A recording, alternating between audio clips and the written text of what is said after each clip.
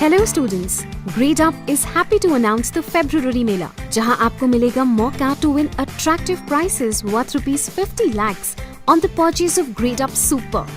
आज ही Grade Up Super के साथ अपनी एग्जाम प्रेपरेशन शुरू करें with live interactive courses and mock tests designed by the best faculty and experts, 24/7 doubt resolution and best study material.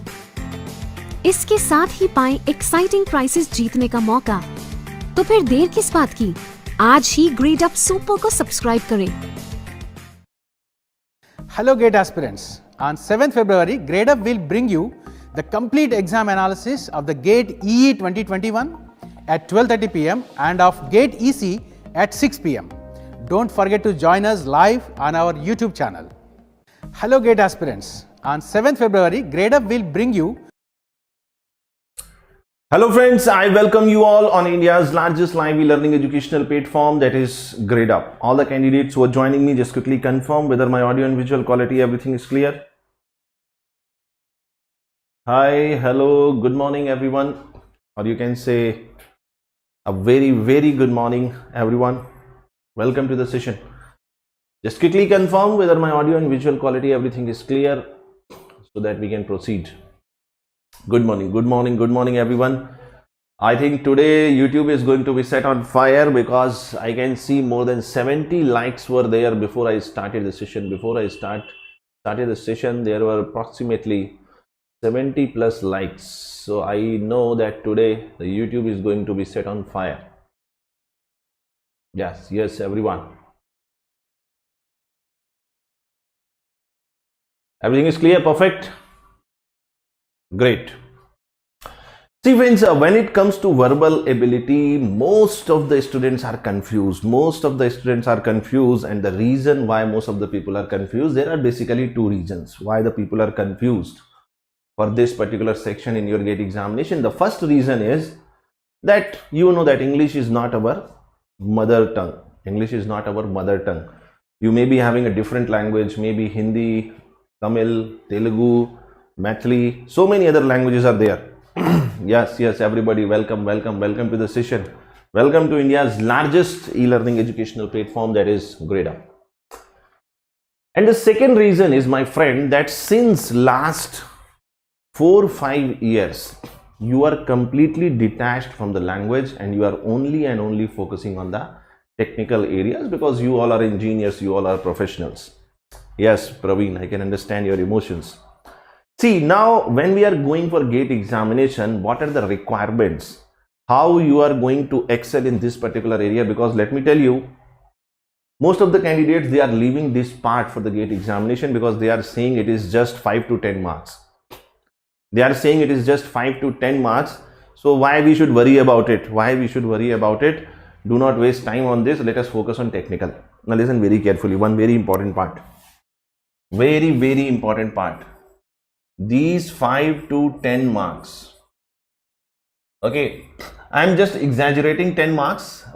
Actually maximum 9 marks till now has been asked, and the number of questions and their weightage, it varies year to year. Every year it is going to vary. Devansh Solanki saying that reading comprehension में बहुत दिक्कत होती है. सी reading comprehension में मैं आपको एक ऐसा लॉजिक दूंगा. I will give you just one rule for the reading comprehension, and I can promise you, I will not give the guarantee because I am not selling the toothpaste. I cannot give you guarantee, but I will give you the promise that one rule will be applicable for all the questions of reading comprehension, unseen passage, whatever you call it. Okay.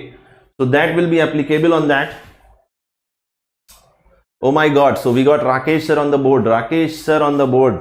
Thank you so much, sir, for honoring all of us on coming on board. Thank you so much, sir. Thank you so much. So what I was saying, that most of the students, they are leaving this part because they are saying it is just 5 to 10 marks. Now my friend, listen very carefully. These 5 to 10 marks are not going to help you qualify the exam. They are going to act like a crown. On your head. Why? Because if you are able to manage 60 marks, suppose you are able to manage 60 marks from the technical areas, Okay, suppose you are able to manage technical aptitude. Suppose you are able to manage 60 marks. Okay, if you have done a good preparation, definitely you can get approximately 60 marks. Everybody who is having a good preparation for technical, maths, aptitude, they will be able to have around 60 marks they can get. But if you add 5 to 10 marks, if you are getting a rank in this 60 marks, suppose maybe 1000, if you add these 5 to 10 marks, your rank is going to jump within 500 within 500. I'm just telling you one example. If the difficulty level of the question is very high, if the question paper is going to be very difficult, then there is a possibility that the cutoff may go low. So there is a possibility not 60, you are getting 50. But the idea or the logic is the verbal ability is going to give you a crown of 5 to 10 marks. Is it clear? Everybody just tell me yes or no. So friends, with these words, let us start with the verbal ability, and let me just brief you that how we are going for this session, because this session is something I am not 100% confident, but I have this feeling in my mind, because I was also a student during my time, that when you go for the GATE type of examination, which is a purely technical examination, the verbal ability is going to be such section which most of the people are not going to read throughout the year. This is the part which you have not read throughout the year. Now this is the last opportunity. This session is going to be the last opportunity for you. You have to be patient enough. You should have the patience. You should have the patience to listen to me. You should have the patience to understand the points I'm going to give you. And if you are able to follow that, definitely I cannot assure you 100% marks in the verbal ability, but definitely some edge you are going to get. Yes. Sohail is asking, sir, verbal ability के question MSQ में आएंगे क्या? आ सकते हैं. It may come. You can never judge because how the examination is going to come, because MSQ is going to be introduced for the first time. So there is a high possibility that may be asked anywhere in the examination. Now before I start the session, let me just brief you that how we are going to go in this particular session. First, we'll understand some rules. Okay, I will not be giving you the definition part. For example, if I tell you what is a noun, what is a pronoun, neither it is going to be interesting for you, nor it is going to help you, because just 1 week away your examination is there, and some people are having examination just on 6th or 7th also. So the time is not enough to discuss about the definition part of this language, that is English language. But the idea is that we are going to discuss some important rules, and with the help of those rules, we will try to approximate our preparation for this examination, and we will try how. Manish Rivas, yes. See, Ananya Roy and all the candidates who are thinking how to make it strong, it's not about making the verbal ability strong, it's about how you are going to just take these 5-10 marks as a crown and you just increase your score. Are you getting this? If you want to improve English as a language, there are other ways in which you can do it. The objective of this session is not to make you comfortable with the language. The objective is to give you marks in the examination. This is my objective. So I will be just giving you some important rules for that purpose. Let us just proceed with the session without wasting much time. Some of you may be joining me for the first time, so there is a brief introduction of myself, but I will not be wasting much time on this. This is my name and this is my profile. This is my name and this is my profile. Very important information for all the candidates. I hope that everybody gets selected with a good rank so that you do not require to write the examination again. But still, the grade up is having one of the biggest opportunity for all the GATE aspirants, that is called February Mela. These are the different subscription plans. You can go through them. You can discuss with the teams after your GATE examination. And if you are interested, you can go for it. I think it is going to be the best ever opportunity on grade up platform for joining grade up. Preposition से डर लग रहा है, आज खत्म हो जाएगा. If you are fearing preposition, it will be removed today. This fear is going to be removed from your mind today. But one thing you all have to be understanding 100%, that you have to have patience, because we cannot go fast. There cannot be any spoon feeding. Okay, you have to listen to me, you have to understand the rule. I will be explaining the rules to you, and then you will be able to attempt the questions in the real examination. One more important information, as you all know that we are going to conduct the gate analysis on the same day. For civil we are going to do on 6th of February, EC electrical 7th February, CS 13th February and mechanical 14th February, and we are going to discuss the difficulty level, subject wise weightage, what is the pattern, and we will be also telling you what is going to be the safe score in the coming gate examination. So do not forget to join us live. Do not forget to join us live. Is it clear, everyone? So let me just start with the session. I will be just giving you some important notes. I will be just discussing. See, everybody have patience, and let us start. Have patience and let us start. I will be just giving you some important notes. Suppose when you talk about a sentence,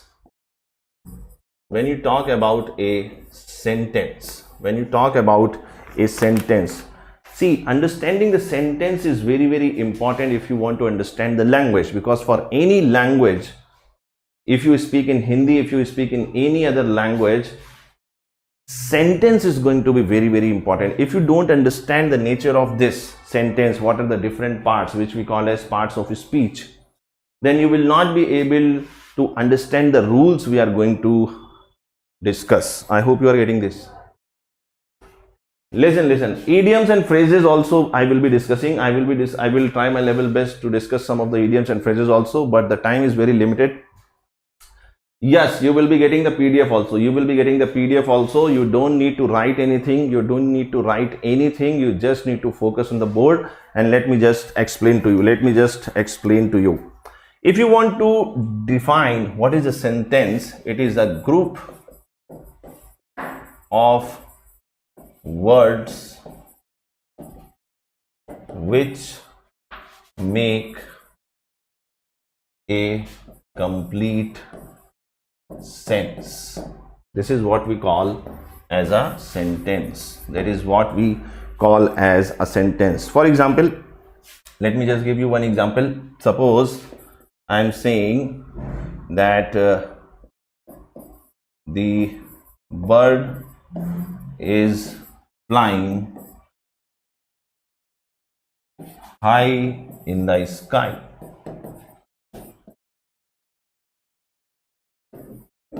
Are you getting this? The bird is flying high in the sky. Now this is a complete sentence. It gives you the complete picture. There is a subject. Subject means the part of your sentence in which there is a person, there is animated object which is going to give the action, which is going to do some work, or which is going to perform something, or about something you are going to say something. For example, in this sentence he is telling about the bird. He is saying the bird is flying high in the sky. So the bird is going to be the subject for this particular sentence, because you are talking about the bird. Now there is a verb. What is a verb? Verb is going to tell you what the subject is doing. About the subject he is going to give you some information. It may be something what the subject is doing, or it may be something about the subject. For example, suppose I say one person. Suppose Mohan is a good person. I am saying Mohan is a good person. Now Mohan is not doing anything, but I am telling some information about Mohan, and I am using a verb is. Are you getting this point? Now what the Mohan is doing? Mohan is flying. High in the sky.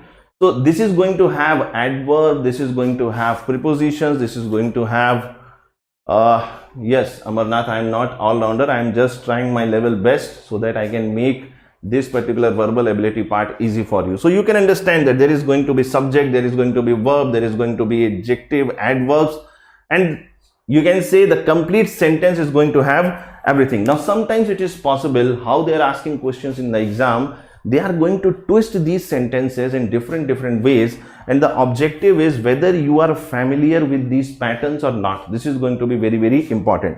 So let us try to understand one by one out of this. Let us try to understand one by one out of this. First one, suppose you are saying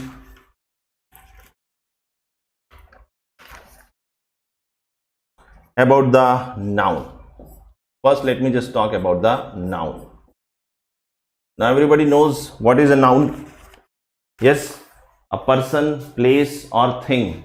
A person, place, or thing you are going to call as noun. Now, there are different variation how this noun is going to be used. Okay, for example, person, place, or thing.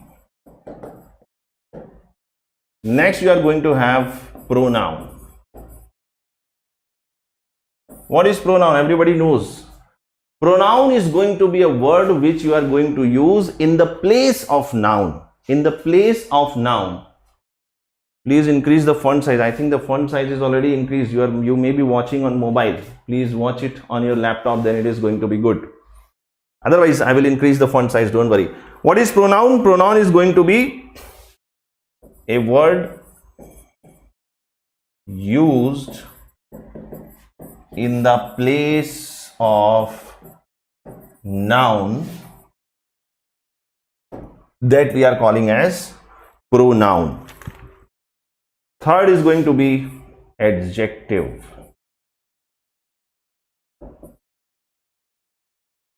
Adjective. Now, what is an adjective? Adjective is going to be something which is going to precede the noun or pronoun.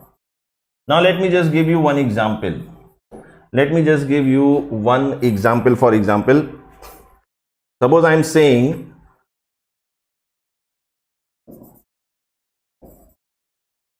our team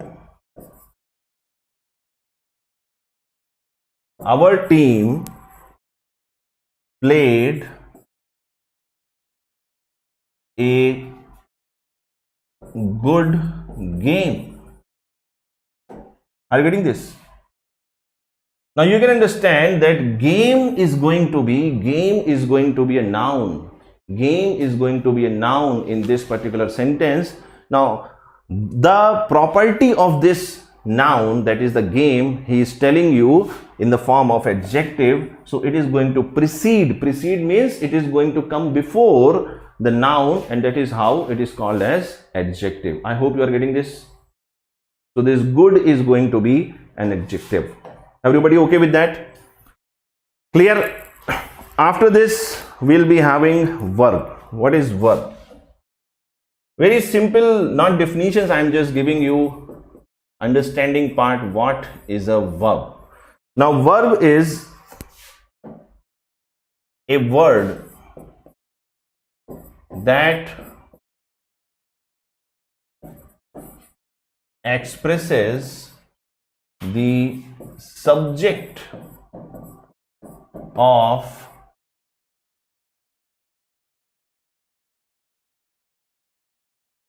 a sentence. Subject of the sentence means what your subject means either it may be noun or it may be pronoun, what he is doing or some information about him. So the verb is going to give you that information. It is going to express the subject of a sentence. Are you getting this? For example, if I give you one example, for example, I am saying Ashutosh is teaching verbal ability. Okay, I am just giving you my example. Ashutosh is teaching verbal ability. It means what? This is teaching is going to give you some information, some expression about the subject of your sentence, and that is Ashutosh. I hope you are getting this. Now coming the adverb. What is adverb? Let us try to understand what is adverb. Fifth one it is going to be. Fifth one it is going to be adverb. What is adverb? Please try to understand what is adverb. Adverb is going to give you a word which modifies an adjective or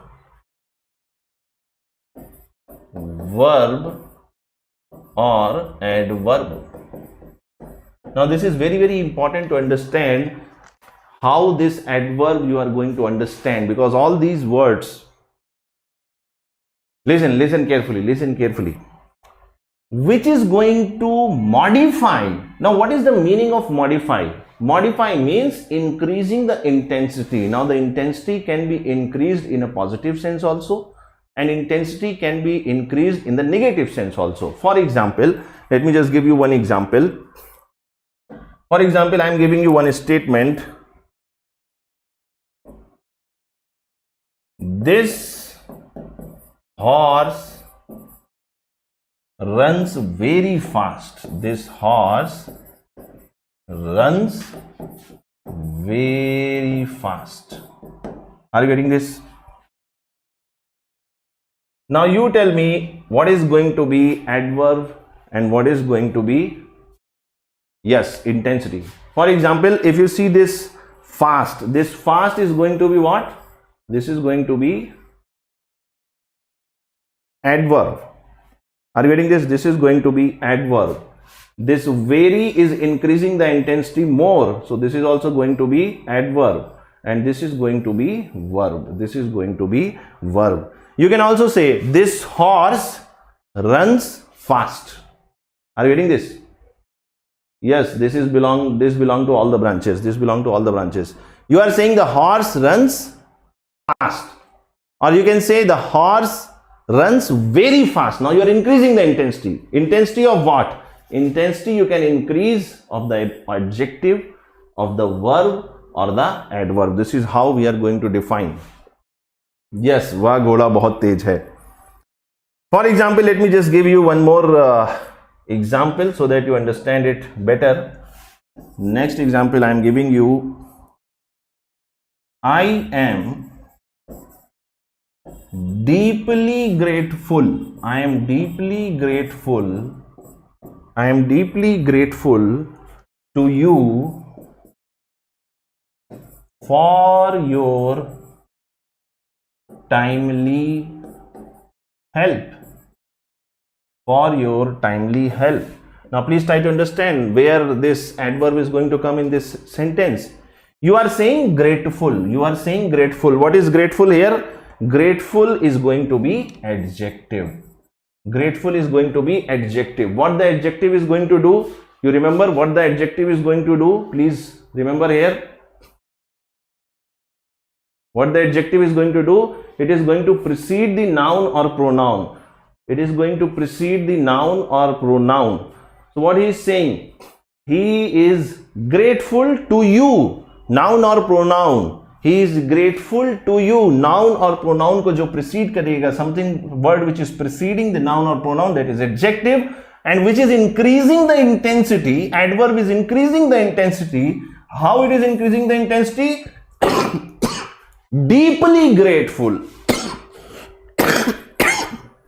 So deeply is going to become the adverb. Now let us come to the next one, that is preposition. Let us come to the preposition part, 6.1.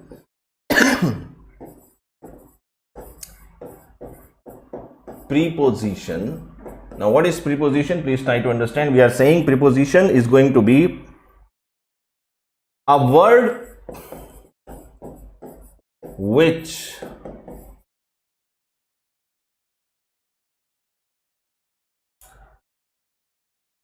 tells you the relation of noun or pronoun with something else. With something else. What is that? Please try to understand. Let me just give you one example. He is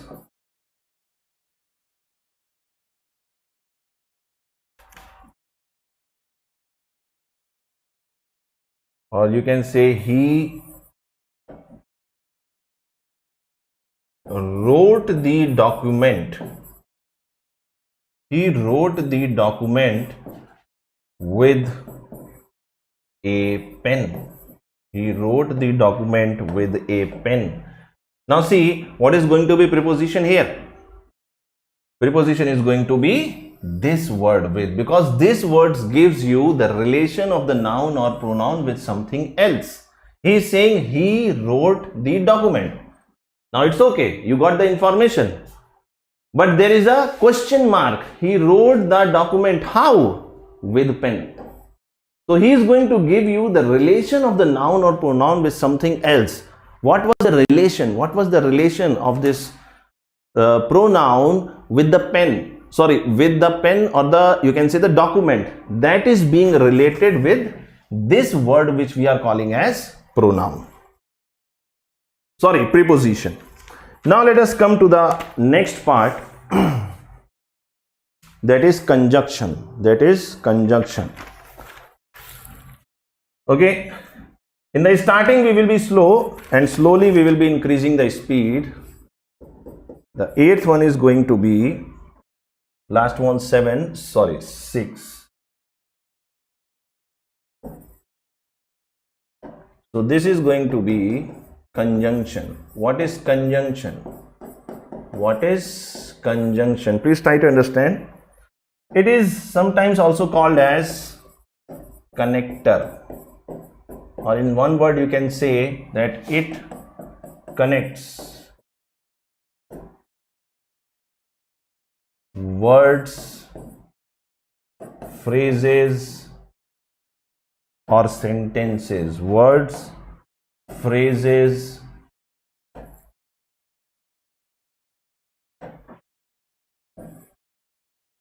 or sentences. For example, let me just give you some idea. For example, he is saying Delhi and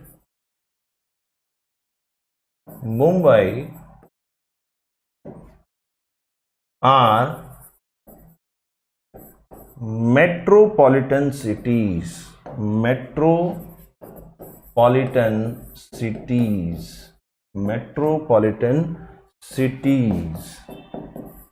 Now here this word and is going to connect two words, that is Delhi and Mumbai. Delhi and Mumbai.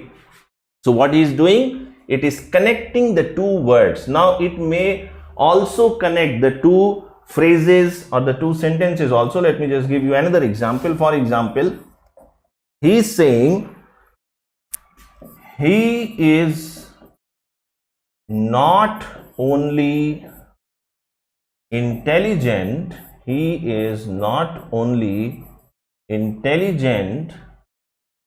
but also industrious.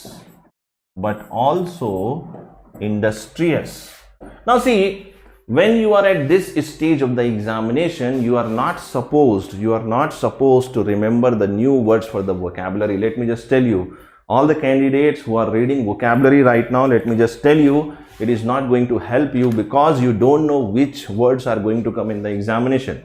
So the best thing is that you understand and focus on the static part of the topic or the subject, that is verbal ability, which will help you to have some mileage in the examination rather than going for the vocabulary. Now meanwhile in the session, whenever I am getting new terms, definitely I will give you the explanation. For example, industrious means very hard working. Industrious is a very intense word, and it tells you, for example, if you are talking about a person and you are saying he is not only intelligent but also industrious, it means he is very hardworking. He is very hardworking. I hope you are getting this. Now, what is going to be the conjunction here? Now, please try to understand the conjunction here is going to be not only but also. Not only but also, because this is going to connect two phrases or two sentences together. So, this is one more example of conjunction. The last one is going to be, that is the eighth one. Last one is going to be interjection. Interjection. Now, what is interjection? Please try to understand. It is a word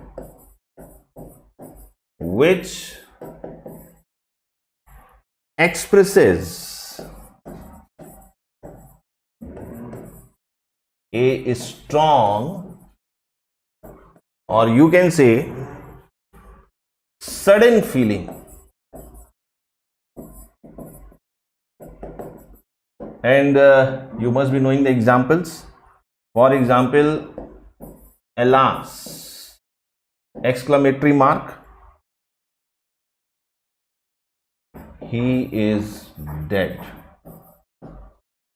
Alas means to express grief, to express sorrow, to express your emotions towards a situation. Now, alas is going to be a sudden feeling, a strong feeling of sorrow, grief.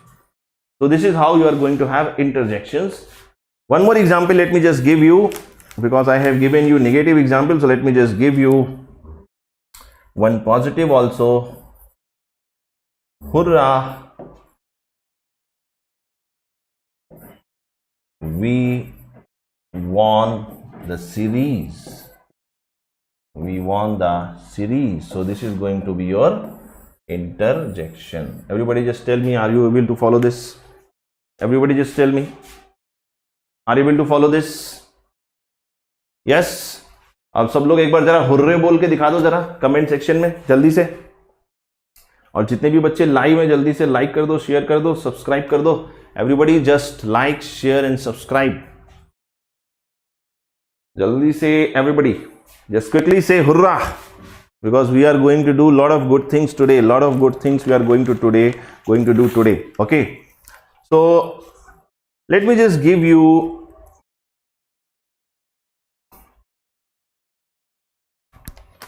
some information. Let me just give you some information.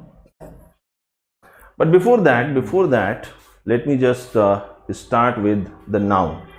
If you see your syllabus, if you see, yes, if you see your syllabus of the verbal ability, there is a statement about the noun. Okay, there is a statement about the noun. So noun is going to be very, very important. So everybody just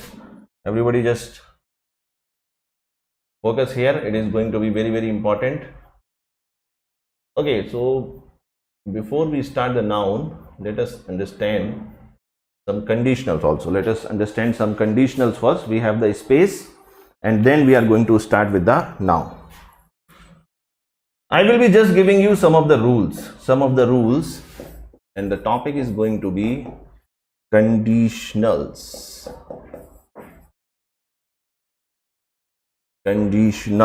Okay. See, conditionals are going to be, for example, if you are going to use if, when you are going to put a condition, for example, if, okay,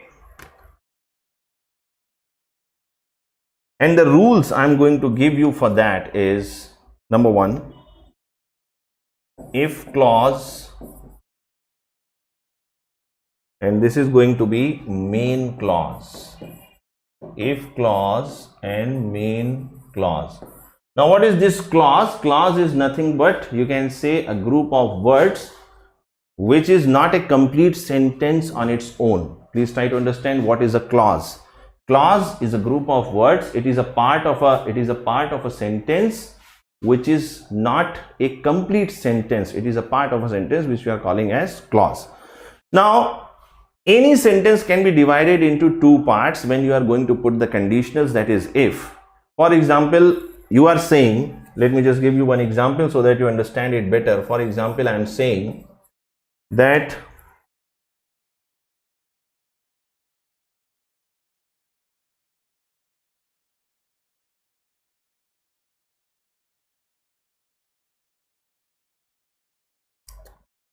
he would come, sorry, comma नहीं लगाएंगे, we will not put the comma, if he had time. Now this is a conditional statement. This is a conditional. See, Sumant, listen carefully. Listen carefully. Do not waste your time. I am repeatedly saying, do not waste your time on reading vocabulary, antonyms, synonyms, all these things, because you don't know which 2, 3, 4 subjects they are words they are going to ask. Instead, you can apply your time on different other areas. For the verbal ability, you better focus on the static part of the topic, understanding the important rules which are going to help you to have sure short questions. Now see, this is going to be a conditional statement. What is the conditional statement? He would come if he had time. Are you getting this? So there is a if clause. This is the if clause and this is the main clause. This is the main clause. He would come if he had time. Now there is a rule, and this rule is going to help you a lot. Most of the time they are asking this question. Suppose if is used with the present tense. If is used with the present tense, then the main clause is going to be future, or you can say the result of that condition. What is the result? Result of that condition which you are putting with the help of if. If that condition is fulfilled, then you are going to get the result. So if the if clause is in the present, then main clause is going to be in the future. If it is with the past, then the result is going to be would plus verb. Third, if it is past perfect, if clause is having past perfect, then your main clause is going to have would have plus past participle.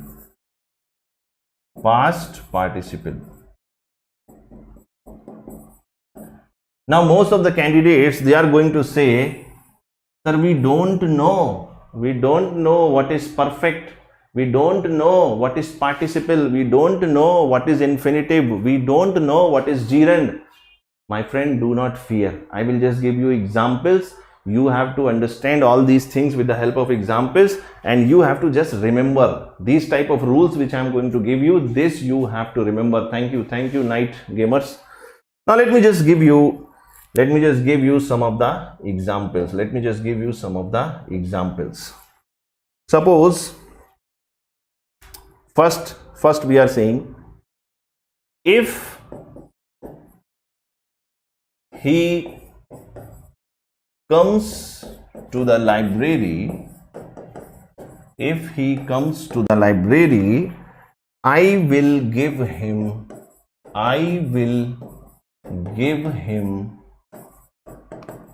these books. Are you getting this? This is a conditional statement. And what was the rule you have followed?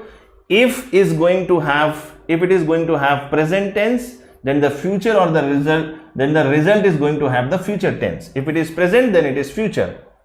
Then you can say this sentence, this is what? If clause, this is present. Present tense, then here it is going to be future. Here it is going to be future. I will give him these books. Take the second example. Take the second example. If she came to my house, if she came to my house,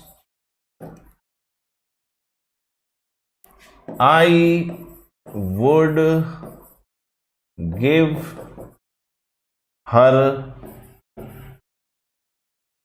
your message. Your message. Everybody just tell me, are you getting this? Now this is in the past. So which rule you are going to apply? The second one. If plus past, then it is going to be would plus were. Are you getting this? Is it clear? Now see the next example. See the next example so that you understand it fully. I am going to give you the next one, and that is, if she would, if she had come to my house,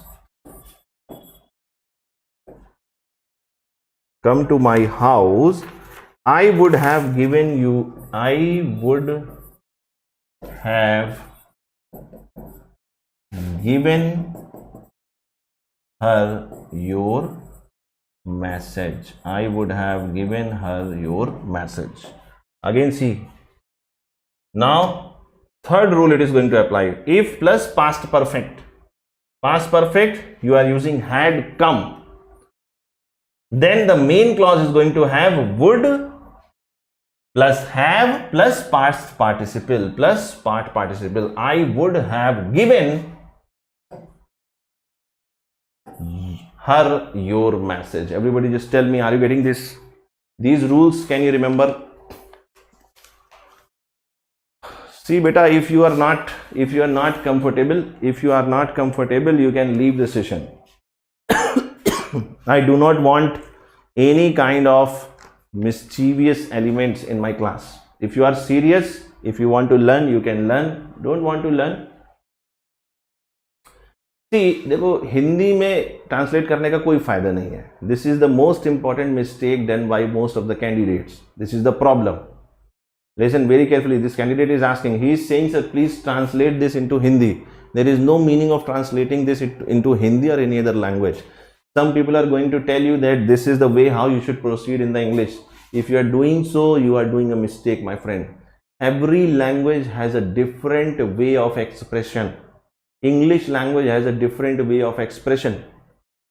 You cannot translate it into the Hindi and then you can answer it. If you do this, 100% confident, I am saying that you are going to give the wrong answer. Are you getting this? Yes, Arjun Bharadwaj, taking your name beta. Now there is one more rule here, and that rule is very, very important. If plus a desire, or you can say a hypothetical situation, if this is the desire or hypothetical situation in the if condition, then the main clause is going to have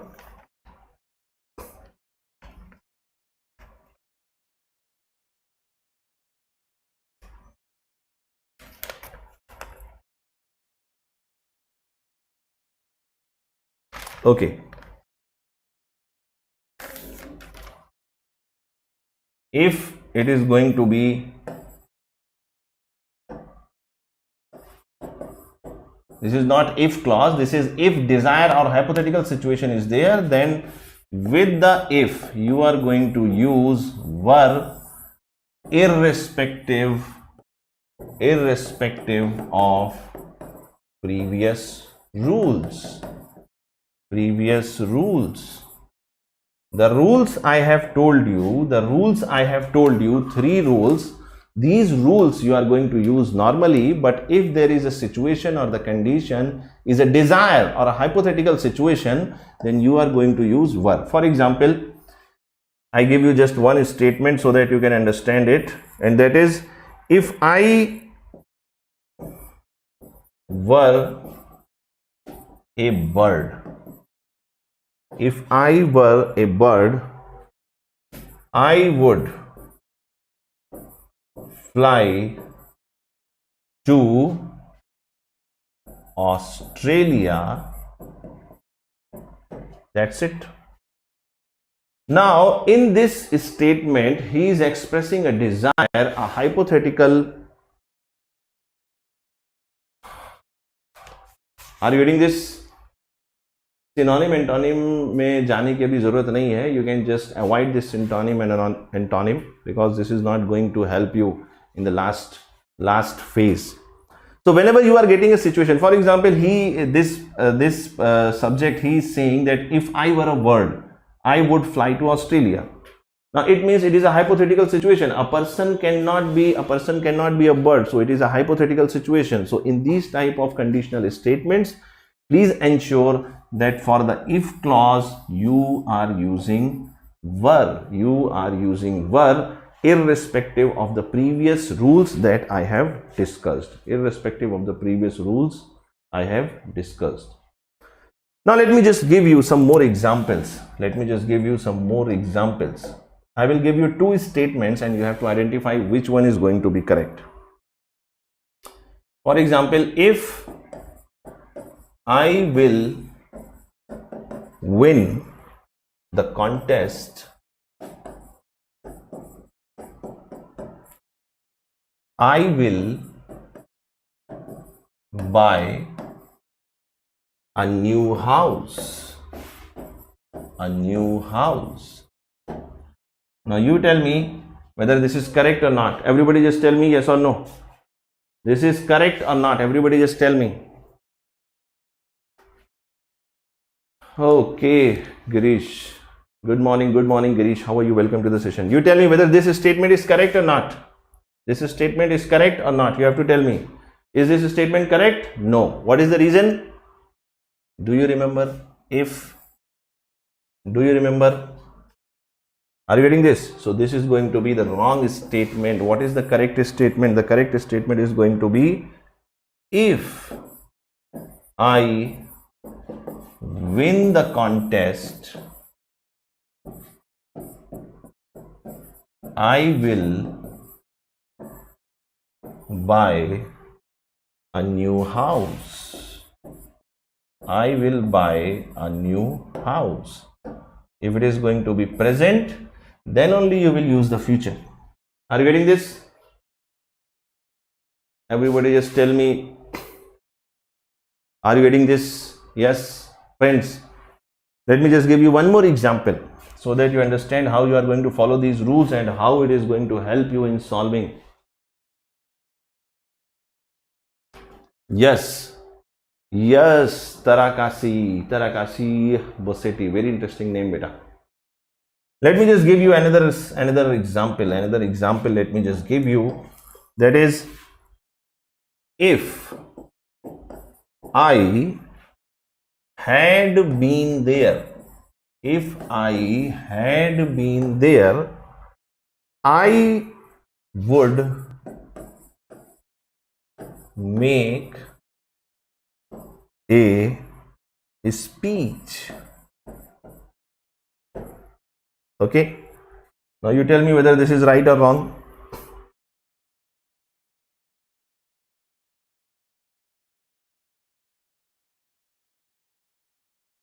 Whether this is right or wrong, just see whether you are able to do this or not. This is correct or incorrect. Obviously this is incorrect.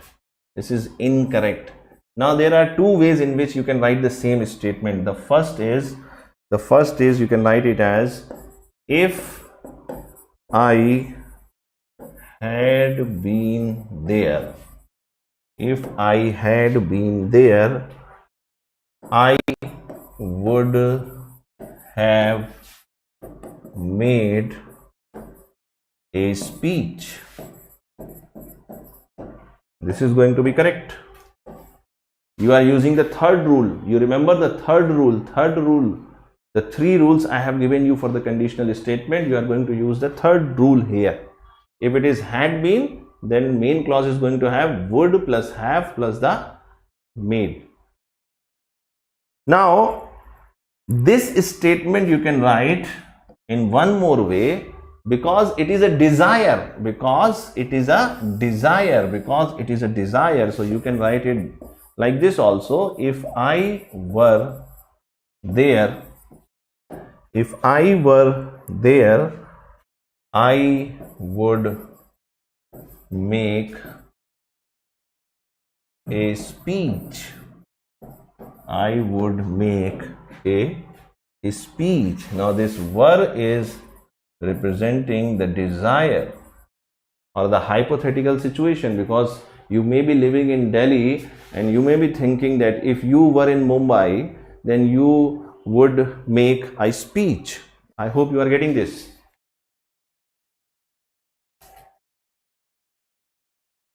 Everybody just tell me, are you able to follow this? Tell me yes or no in the comment section. Let me just give you one more example. Let me just give you one more example and then we will go to the noun. If I would have a degree,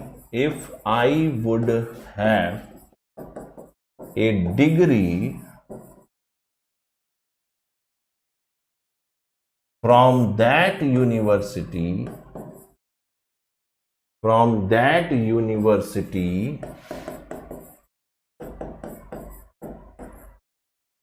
I would get a good job.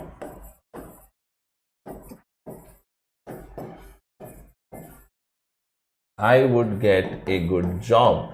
Now you tell me whether this statement is right or wrong. You tell me whether this statement is right or wrong. Everybody just tell me.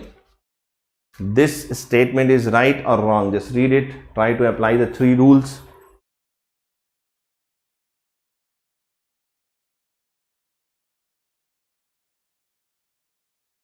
Now which rule you are going to apply? You are going to apply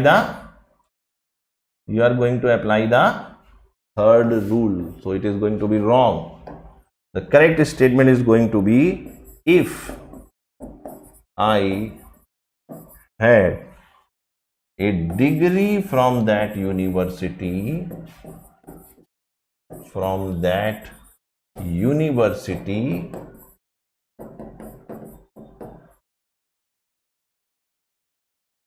I would get a good job. So this is about the conditional statements. Now let us move on and let us talk about the noun. Everybody. Yes. Now let us just proceed with the nouns. Some important things we want to discuss. Now we have already said that what is a noun. We have said that noun is going to be a person, place or thing. Everybody knows the definition, but some of the rules are going to be important, which are going to help you to understand the concepts they are going to ask in the question. For example, let us understand first the different types of nouns. For example, common noun. Now the common noun, the word common itself says, yes, Mulani, the session will be public, the session will be available after the session also, and you will be getting the completed PDF, so you don't. Can you show the three rules page? Yes, I can show. You just note down. Just note it down. I am outside the frame. Take the snapshot, but let me tell you, you don't need to write even a single statement. Everything you are going to get in the form of PDF. You will get the complete PDF. So if you want, you can have one more revision. Now let us talk about First, the types of noun you can have, first is common noun. Now, as the name indicates, common noun means that it represents the same class or the category. The same class or the category. For example, when you are writing, she is a good girl. Now, what is a common noun here? In this statement, can you tell me what is a common noun? What is a common noun here? Some people are saying she is a noun. But she is not a noun, she is a pronoun.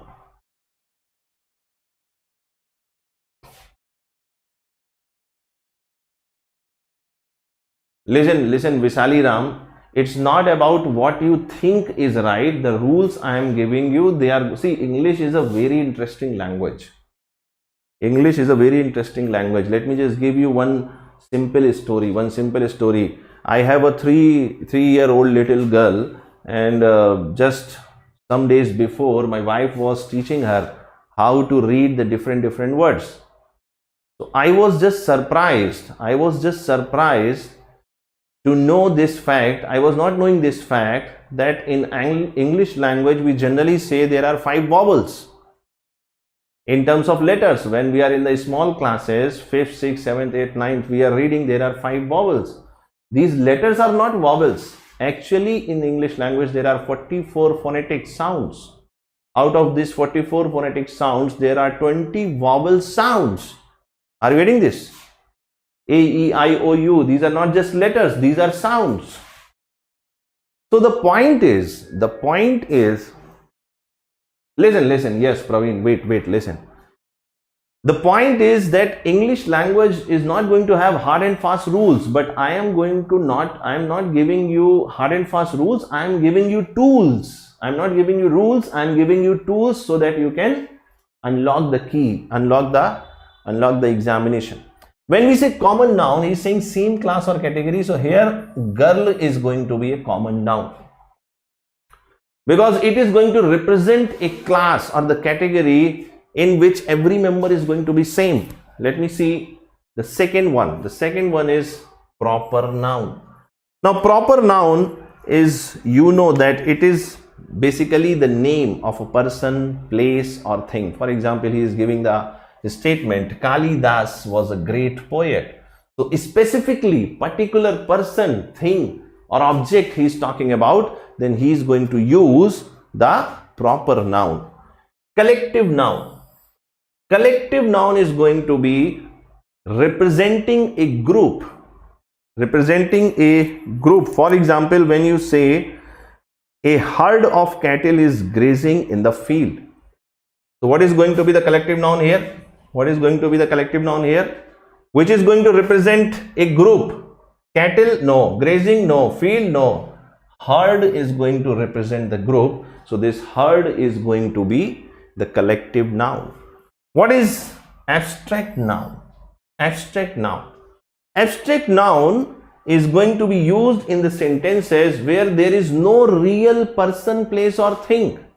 Abstract means something which is not real. Abstract means something which is not real. So not personified or objectified. Something which you cannot personify, which you cannot compare with a person or the object. For example, he is giving the example, kindness is a virtue. Now in this statement, kindness is used as a noun because it puts forward an abstract idea which cannot be personified or which cannot be objectified. The last one you can say is material noun. What is material noun? Material noun which gives you can say,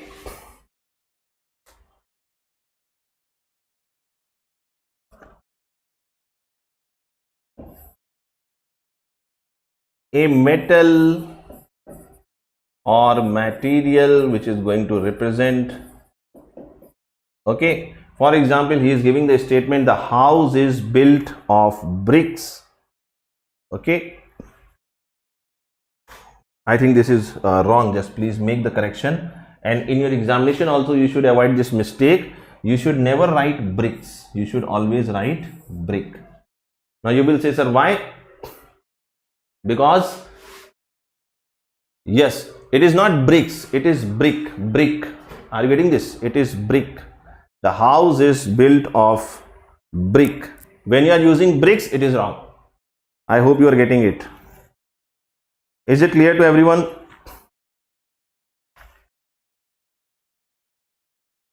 Is it clear, beta?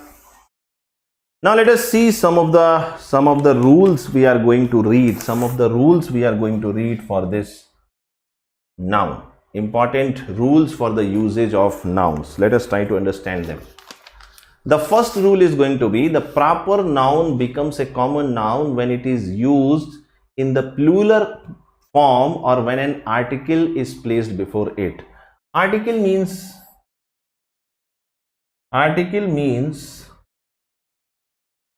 a and the. Okay.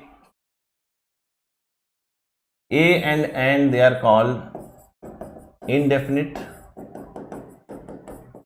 because you are not sure, and the is definite article. And he is giving you the example. See, listen carefully. Let me just tell you the way also how you are going to understand the concept. See, I will not ask you to remember this rule.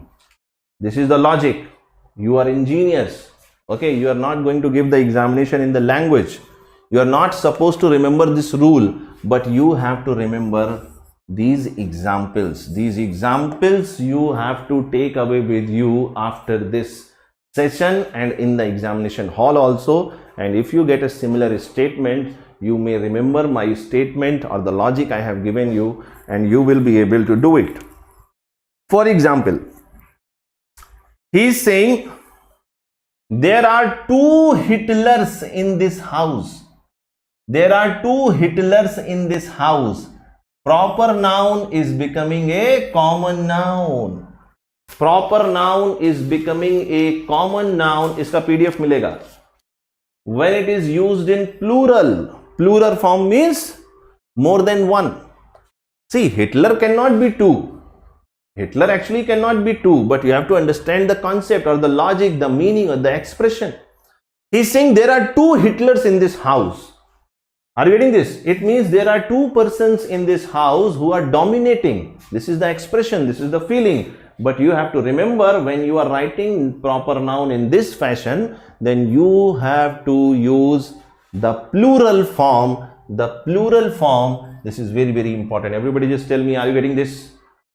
Everybody just tell me, are you getting this? Now see the next statement, next example. Kalidas is the Shakespeare of India. Article. Article is placed before it. Article is placed before it. You are saying Kalidas is the Shakespeare of India. Now Shakespeare is a noun, is a proper noun, but it is being used as a common noun. Are you getting this? Then you are going to put an article before it. So you have to remember this. You have to remember these examples so that when it is going to come in the examination, you are comfortable and you can go through the examination with a smiling face. See the second rule. The second rule is saying the collective noun takes singular verb. The collective noun takes singular verb. Now you don't remember this. If you do not want, you don't remember this. Okay. But one thing you have to understand, that is the example. That is the example. What is the example? The group consists of 5 members. The group consists of 5 members. Now, if you see this group is going to have more than 1 members. Okay. So you may be thinking that we have to use here singular, but you have to use plural, but actually we are using singular verb because it is a collective noun. Even though it is a group of many members, but it represents one entity. It represents one entity. That is why we are using the singular verb.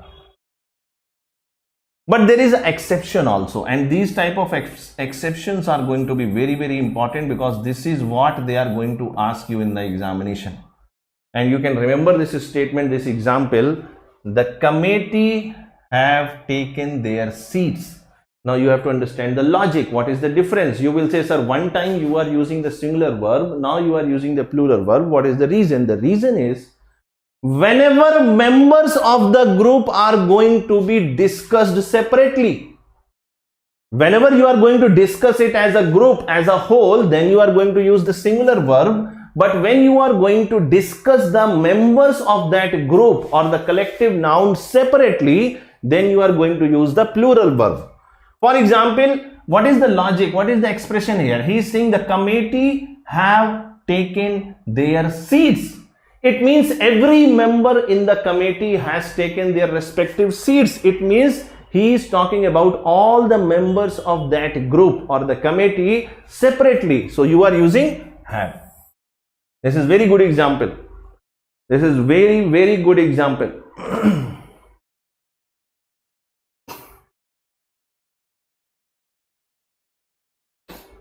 Are you getting this? Everybody just tell me yes or no in the comment section.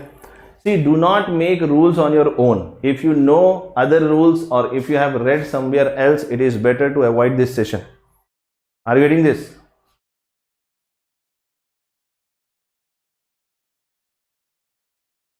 Now there are some people, they are saying, sir, consist is plural. See, if you say like this, then I will be very much disappointed, my friend. Then I think it is not going to be your cup of tea. Okay, are you getting this? Now let me just go to the next rule. Next rule is saying abstract noun as common noun by placing an article before it. What is article? A and the. When you are using the abstract noun as common noun, abstract noun as common noun. For example,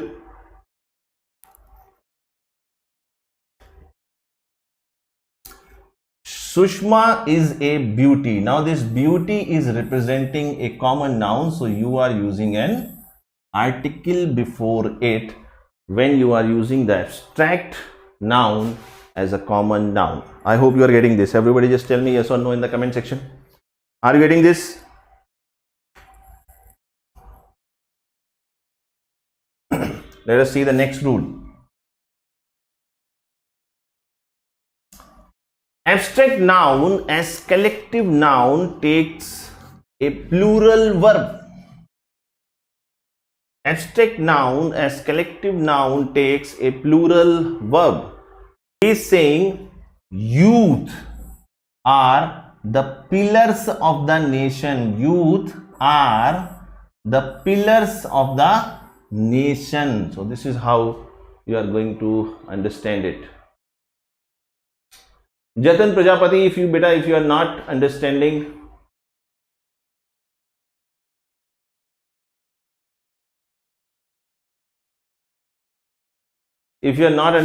beta, that I can't help you. I am trying my level best. We are going very slow.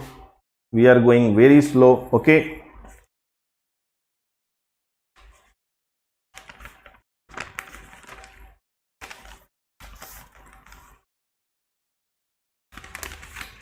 Are you getting this? Let us see the next rule. Next rule is material noun representing a mass of the matter.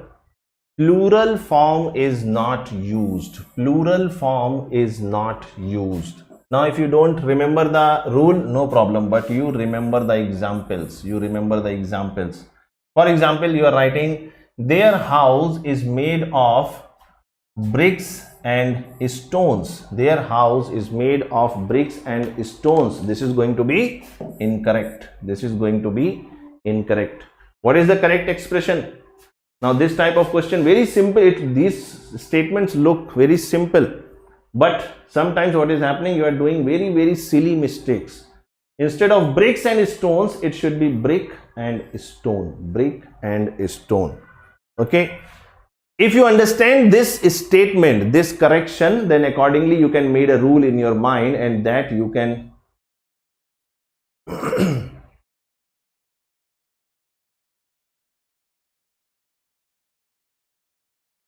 Aditya बेटा क्या चाहते हो Shakespeare को? Shakespeare से क्या चाहते हो बेटा? What you want out of Shakespeare? Okay, now let us see the next one. See, there are some nouns which are used in singular form only, which are always used in singular forms only. There are some nouns, some types of nouns. For example, advise, grain, hear, information. If you are writing advices, then it is wrong. If you are writing grains, it is wrong. If you are writing hairs, it is wrong. If you are writing informations, then it is wrong. I hope you are getting this.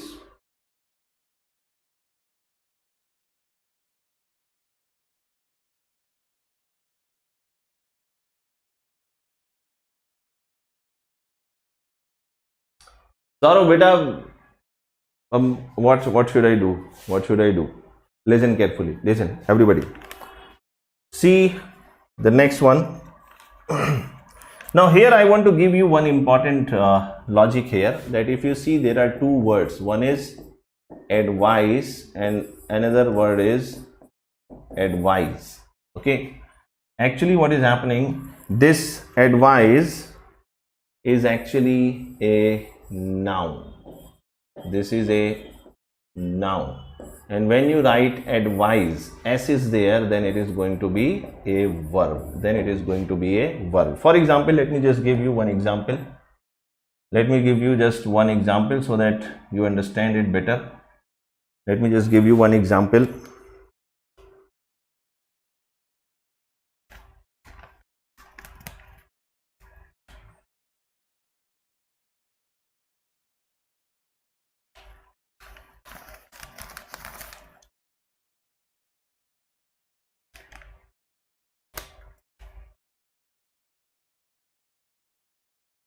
The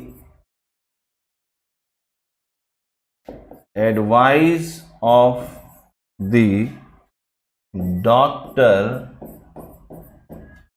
is that I should not smoke.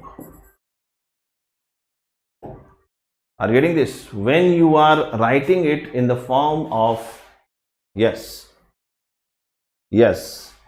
Patel, perfect. Aditya, great beta, great. Listen. When you are writing it in the form of a noun, then you are going to take care that you are writing C. And when you are writing it as a verb, how you can write it as a verb? Let me just give you another example. For example, the doctor advised me. The doctor advised me not to smoke. Not to smoke. Sorry. It should be S. Because you are using this word as a verb. I hope you are getting this. Yes, Abhishek, how are you? Welcome to the session.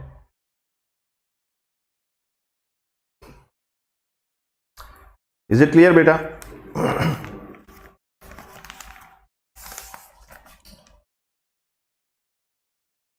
Now see, there are some nouns which looks like plural, but they are actually singular in use. For example, very easy words. For example, news, physics, economics. They look like they are plural, but actually they are singular in use. Let me just give you one more example. There is a good example. They can ask you this in the examination. For example, summons. This is singular. And if you want to write the plural form of this, the plural form of this is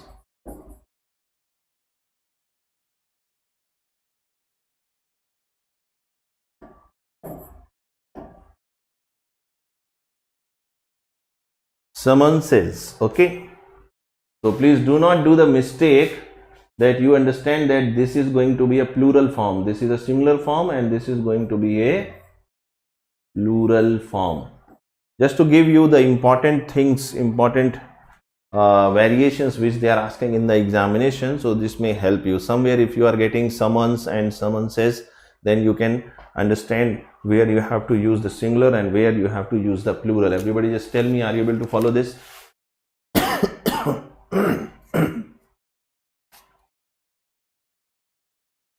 Just tell me yes quickly.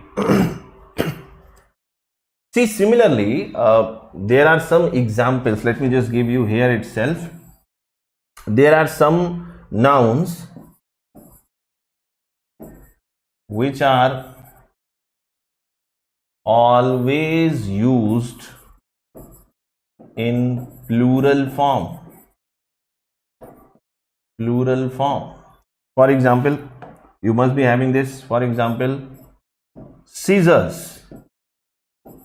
You always write scissors. You never write scissor. You always write scissors, never scissor. You always write biceps. Okay, this is always used in plurals. You cannot write it in the singular. And there are so many. Trousers. Okay, trousers. Earnings, etc. Earnings, etc. Everybody just tell me, are you okay with this?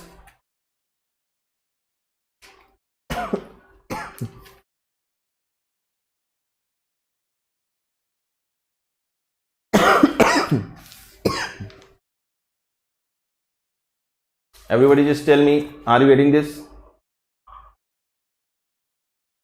Clear? Now let us see the next one. For example, that I was giving you example that there are some nouns which are always used in plural, and the examples continue here also. For example, cattle.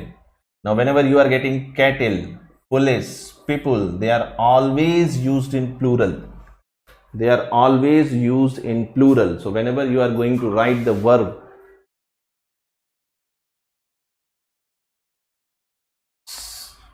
see, summons, please try to understand. For example, whenever you are breaking any rule, so the court is giving you the summons.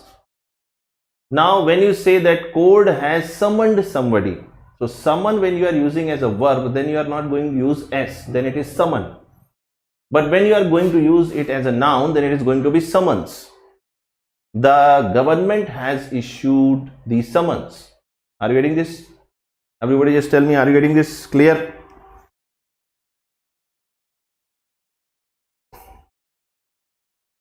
Is it clear? Let us go to the next rule. Whenever a plural noun represents the whole, the complete one, the verb must be in singular form. For example, you may be writing, you may not remember this formula, this rule, but you must remember this example. What is the example? 10,000 rupees is a large amount. So whenever it is going to give you a collective expression, you can say, which is a single entity, then you always use it in the singular form. Next one is possessive noun. Possessive means what? Suppose you are saying, this is my pen. Okay, suppose you are saying this is my book. So whenever there is a, you can say, ownership, whenever there is a ownership, whenever there is a relation in the form of ownership, then it is called as possession or possessive. Now possessive noun is used by use of apostrophe, and this is not used for inanimate objects. Inanimate objects means you should never write table's leg. You should never write table's leg. You should always write leg of the table. Leg of the table. This is going to be right. Everybody just tell me, are you getting this? Everybody just tell me, are you getting this, beta? Yes?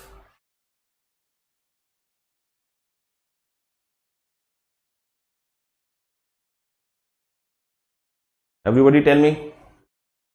Is it clear? See, you will get the PDF. There are two ways. There are two ways how you are going to get the PDF. There is a Telegram channel. There is a Telegram channel of Grade Up Gate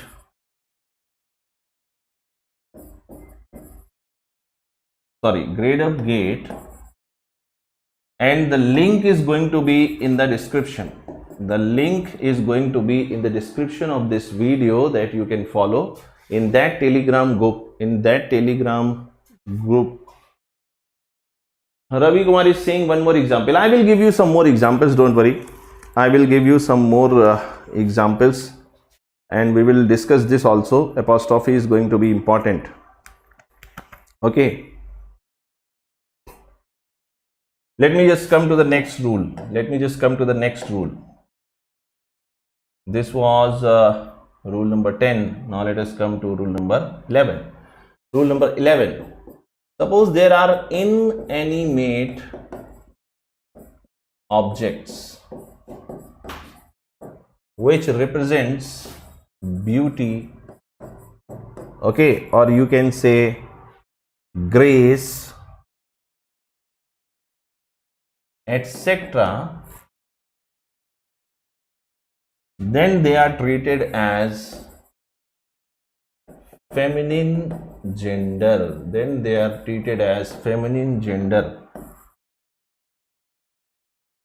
For example,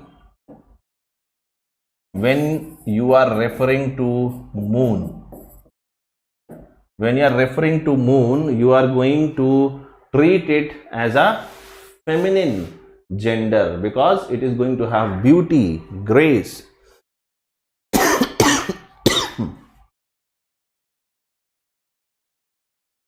Pallavi, wait. Next one is, suppose when you are using the inanimated objects which are going to represent strength, okay, or you can say superiority, or sometimes violence also, then you are going to use the male gender for their expression. For example, when you talk about sun, when you talk about death, okay, when you talk about war, okay, is it clear?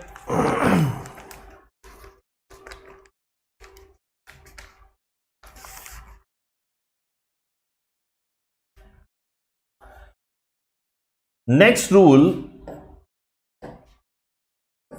we are saying sometimes we are using possessive case. Possessive case means apostrophe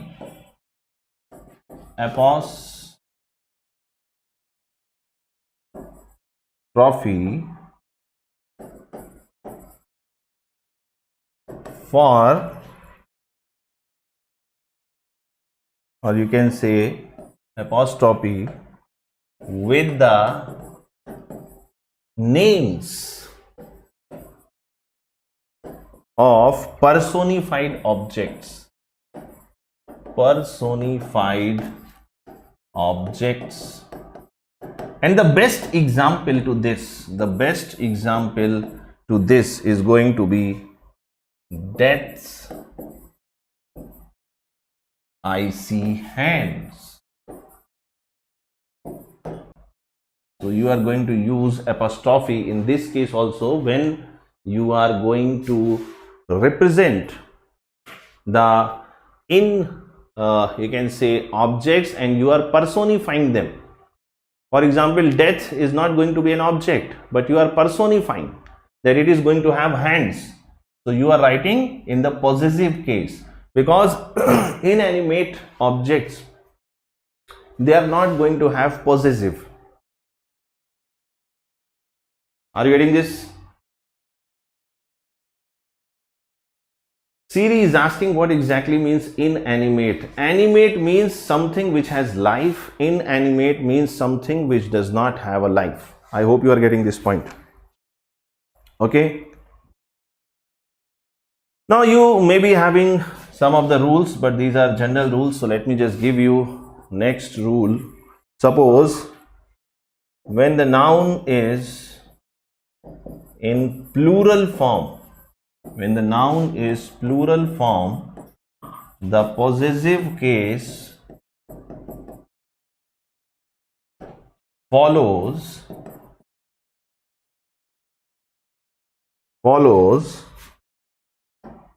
only apostrophe. For example, when you are writing girls. Now, if it is given already in the plural form, that is girls, then you are not going to add one more s. You will simply put the apostrophe like this, girls. For example, girls hostel. For example, you are writing birds nest. Now my friend, even if you don't remember this rule, there is no problem. If you can forget this rule, no problem. But you have to remember these examples.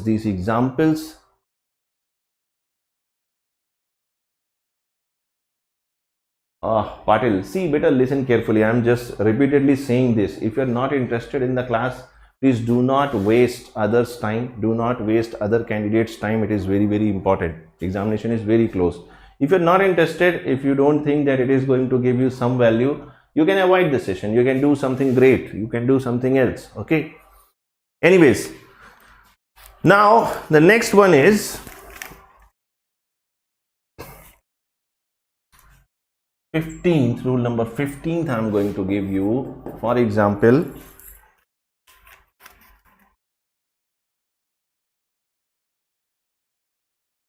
possessive case when it is going to be plural form without s. Plural form without s. Then it is going to be something like this. Suppose we are writing men's club. Are you getting this? Because plural form does not contain s, so we are writing in the regular fashion the apostrophe. Then it is going to be women's day. Women's day, like this. Everybody just tell me, are you getting this? Next rule, rule number 16 I am writing. Rule number 16 I am writing. When there are many words, okay, when there are many words forming a noun, then possessive case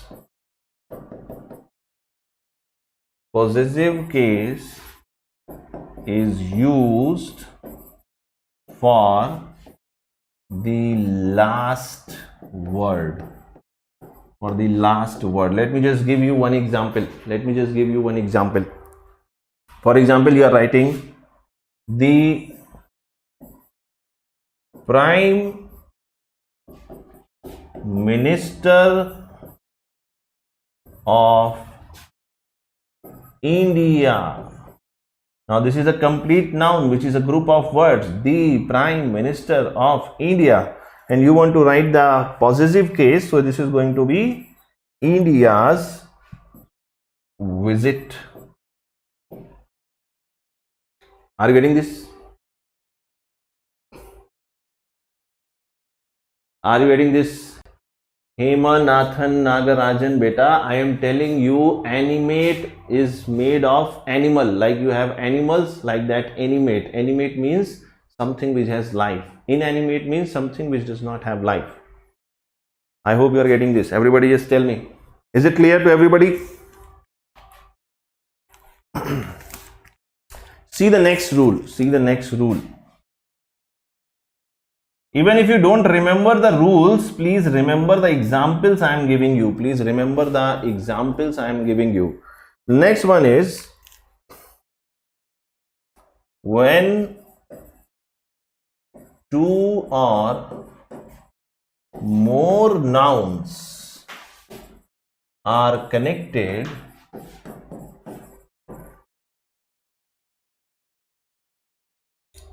for example by and, then possessive case is used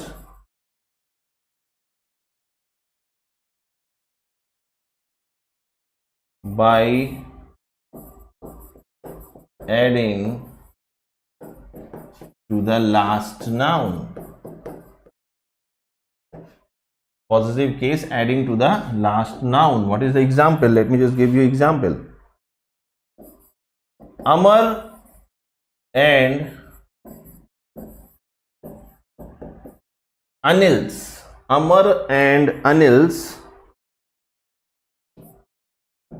visit was successful. Amar and Anil's visit was successful.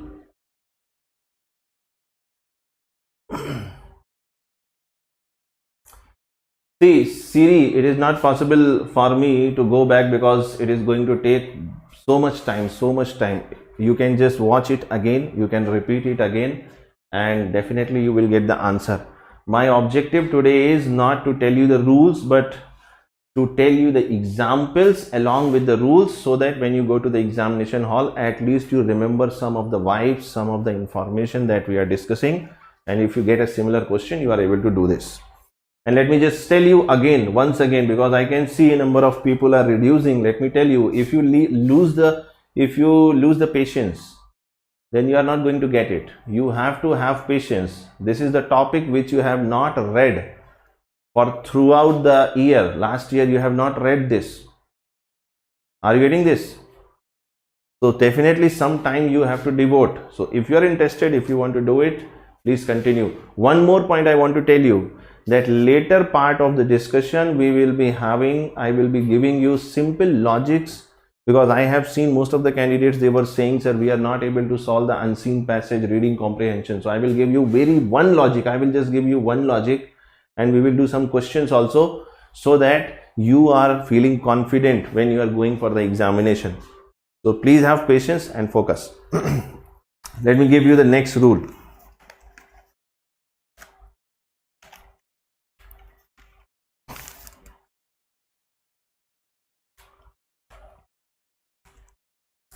For example, suppose you are saying that you have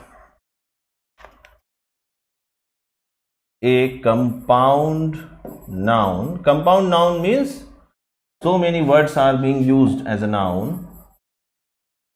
Then the possessive case means apostrophe case is used to the last word.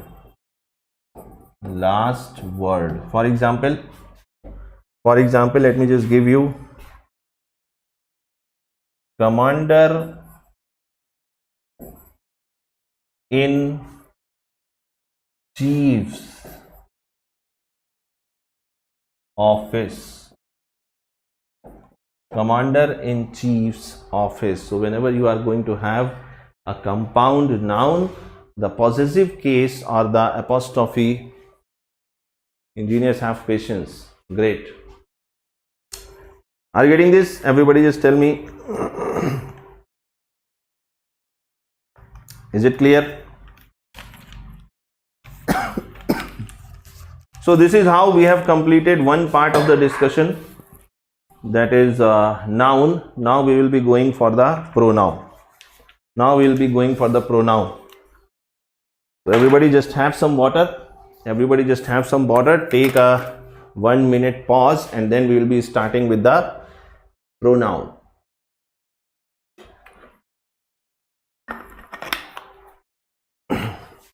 Okay.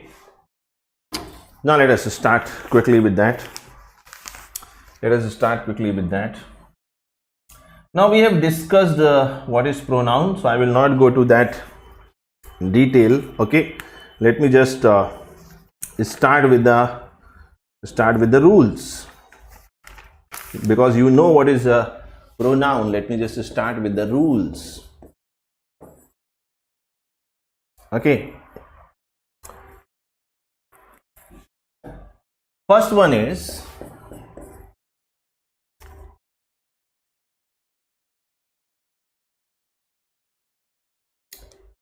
use of it. See, this is very common and most of the time they are asking very simple. Okay, listen. If somebody is trying to divert us, do not divert and listen. How you are going to use it as a pronoun? Let us have some examples. In the form of sentences. You will understand. For example, to introduce a sentence. How you are going to introduce a sentence? For example, it is not certain that president will come.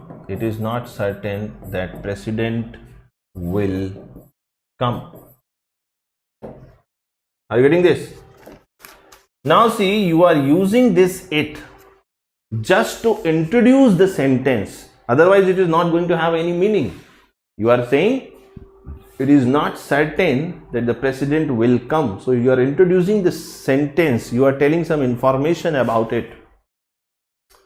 So my God, we have got Sanjay Rathi sir with us. Sir, it is honor to have you in the session. Everybody just say hi to Sanjay Rathi sir. Thank you so much, sir, for coming to the session. It is a great delight.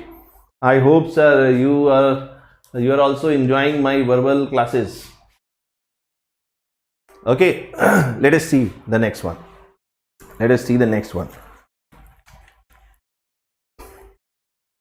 Second one is to give emphasis to the noun or pronoun. For example, I will just move little faster. It was you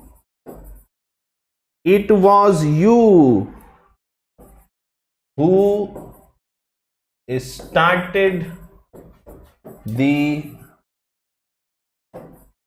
argument. Are you getting this? So again, you are using it as a pronoun to emphasize,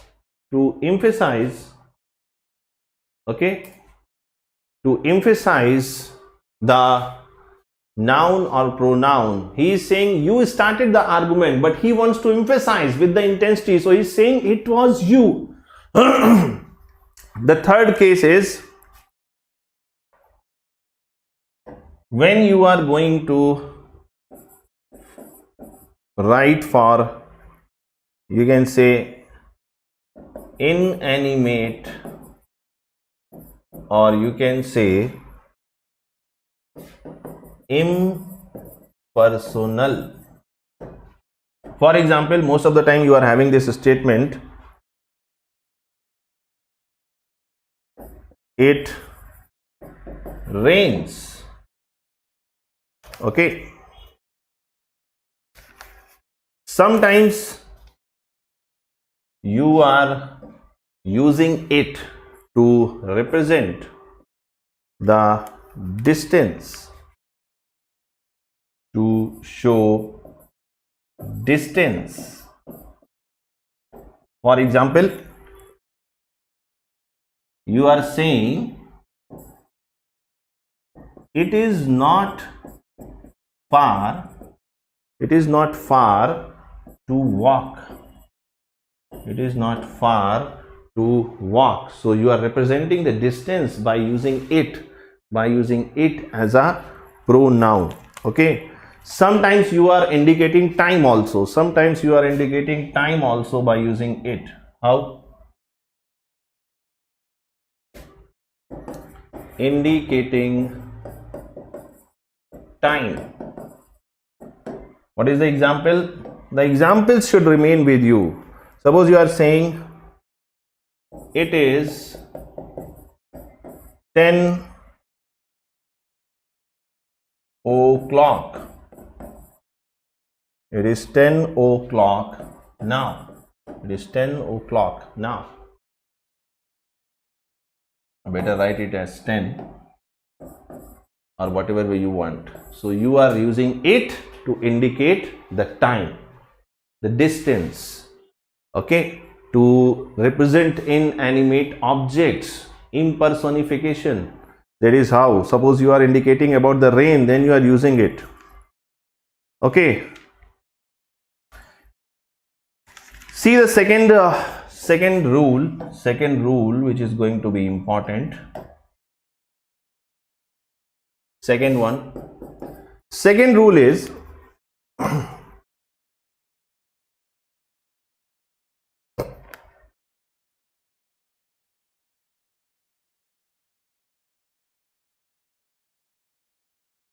while confessing the fault,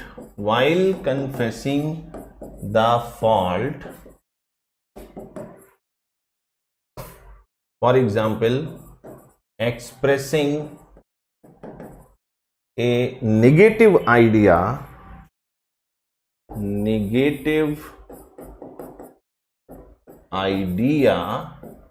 then sequence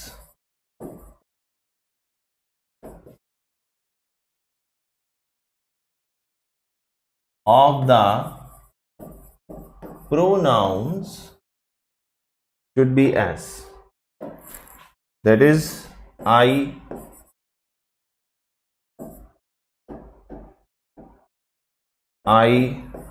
you, and he. I, you, and he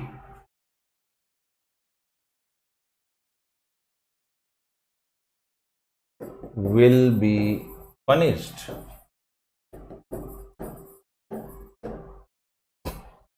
Are you getting this?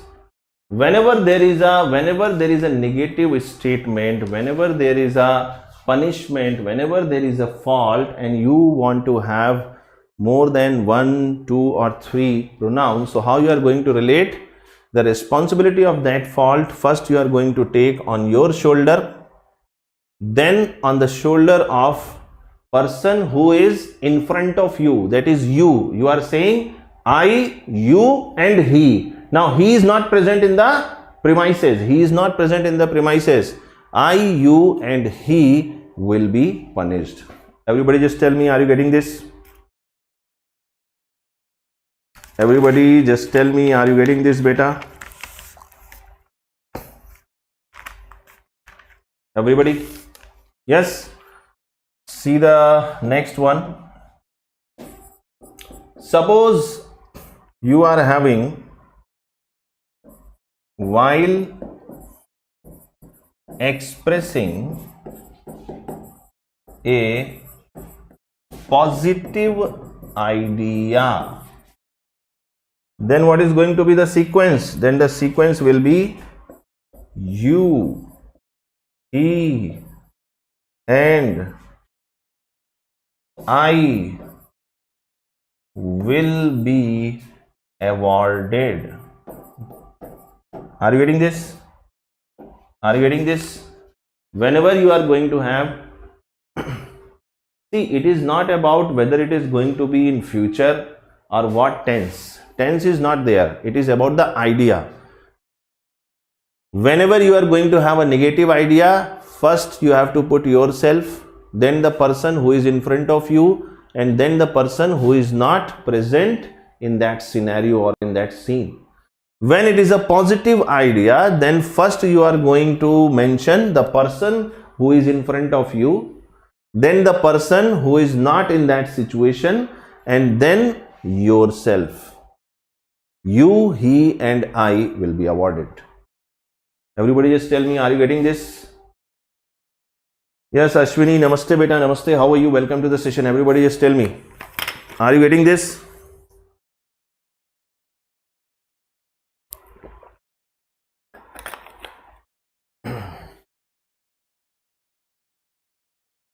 See, this is not the right time to ask this, that how much marks they are asking from this. Okay, if you want to read, if you want to learn, then you sit. Otherwise, enjoy. Everybody just tell me, are you getting this?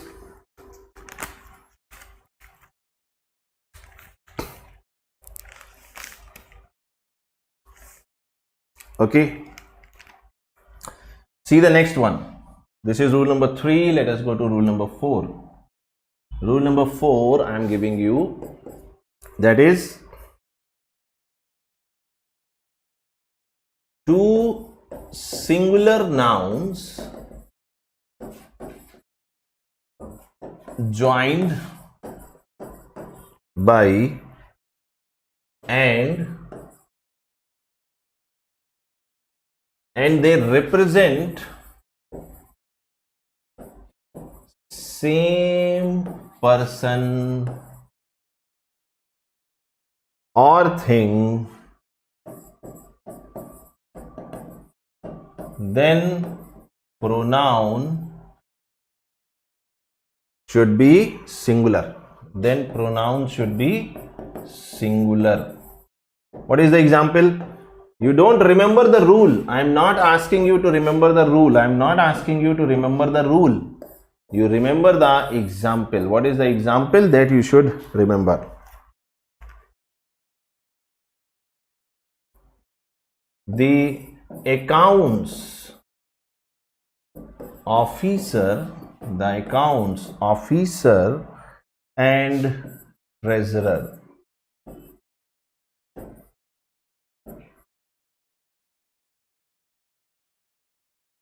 should be careful in his work. So you are using this pronoun because he is talking about the same person. The same person. Okay, are you getting this?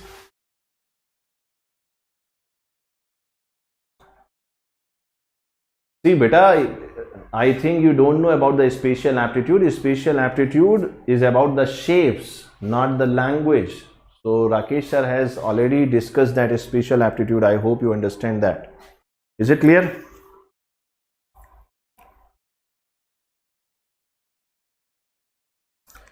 See the next rule. Rule number 5. Let me just give you the next rule. Next rule is two singular nouns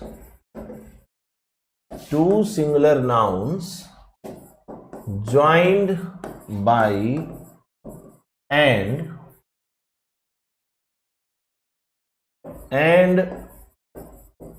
preceded by each and every each and every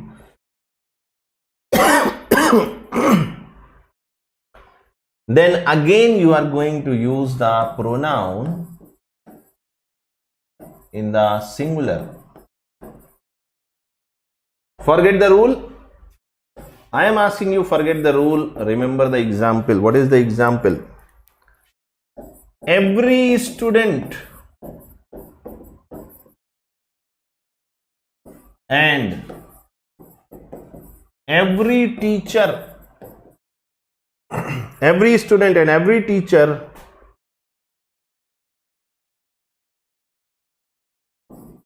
took his or her seat. So what is the pronoun you are using? Even though it is two nouns you are using, that is student and teacher, but because it is preceded by each or every, that is why you are using a singular pronoun. That is why you are using a singular pronoun. Yes. Shubham 99 beta, yes, this session will be available after the session also. Don't worry, after the session also this will be available. Are you getting this? Everybody just tell me. Clear?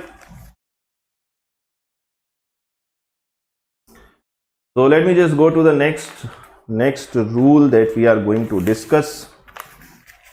Okay, let me just go to the next rule. This is fifth. Now we are going to the sixth rule. We are going to the sixth rule.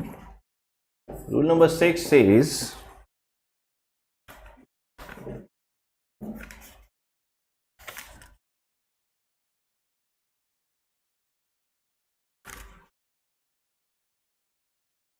when singular noun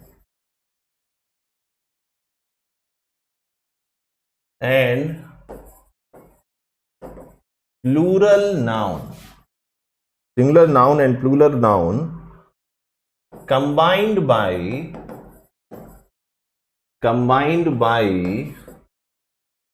or either or neither nor, okay, in this case the singular noun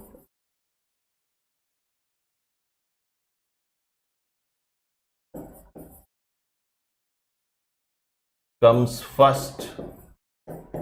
Singular noun comes first in the sentence and pronoun must be in plural.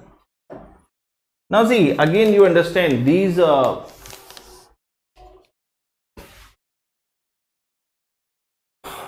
no problem. See, even if there are 1 or 2 or 5 students, they are trying to disturb the class, don't worry. Okay, we are not going to be disturbed. Those who want to do all these kind of activities, you can do. We will keep on moving forward. Okay, if you want, you can come with us. Otherwise, you can move in spirals and you will remain where you are right now.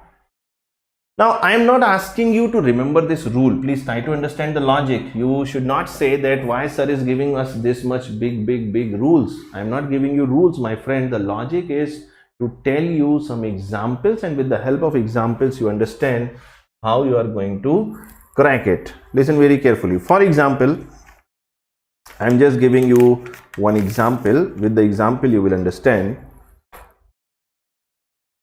Either the manager or his subordinates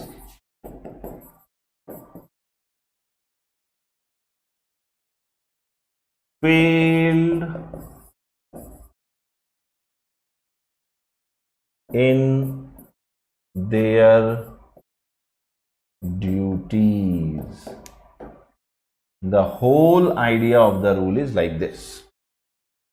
He is saying there is singular noun and a plural noun. Singular noun means the manager, and plural noun his subordinates. They are connected with or, either or, neither nor. And if this is the case, singular noun is going to come first. The singular noun will come first, and then will come the plural noun, and the pronoun that you are going to use is going to be always plural. The pronoun, everybody, are you getting this? Tell me yes or no in the comment section. Everybody just tell me.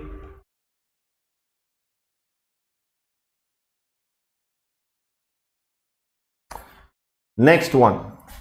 Next one is 7th. See, there are some pronouns, that is, you can say personal pronouns. Now, I don't want you to understand what is a personal pronoun, but you can take the example. For example, yours, ours, hers, etc.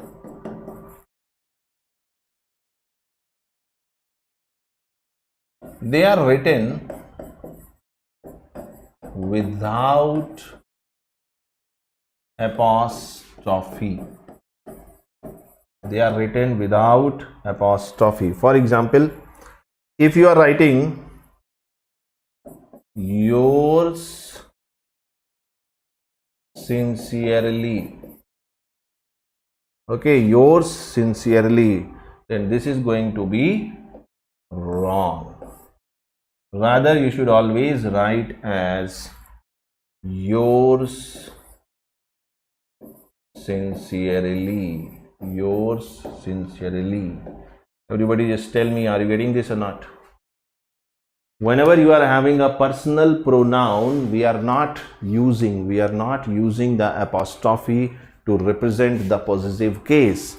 The possessive case you represent ownership of the action of the or the animate or inanimate thing.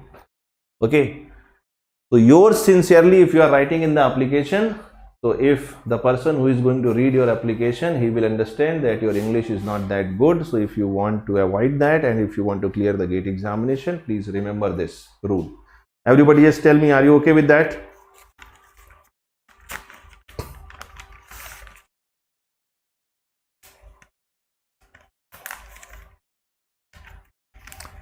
Are you getting this?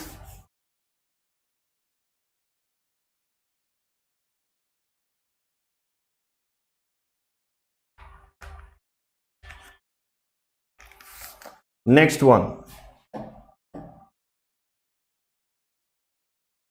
8th one. It says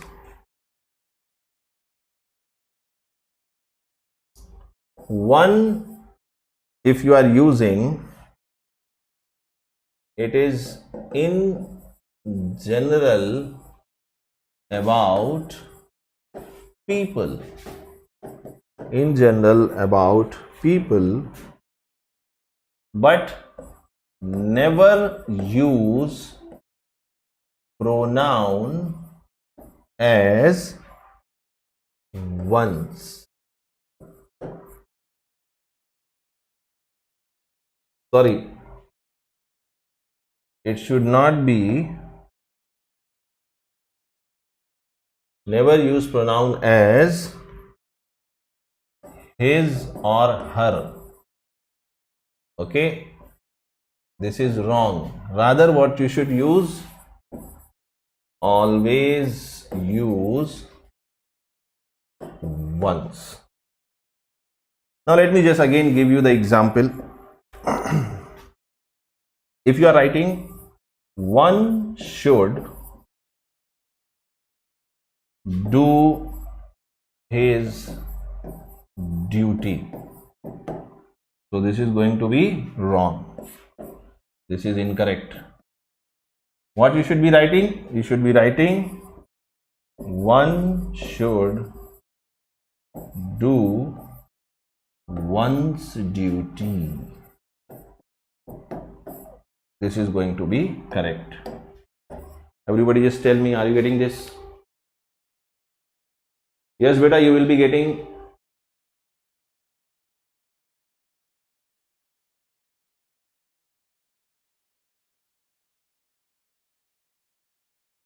Are you getting this? Okay.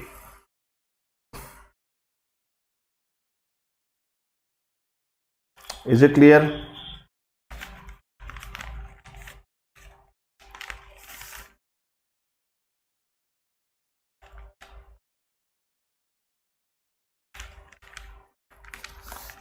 Next one, ninth.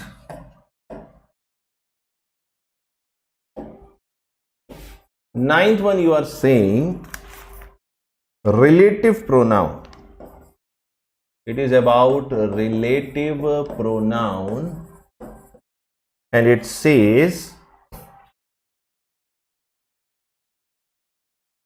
that it must be placed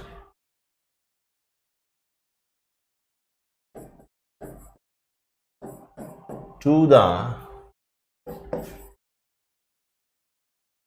you can say, as noun. Actually, it is antecedent.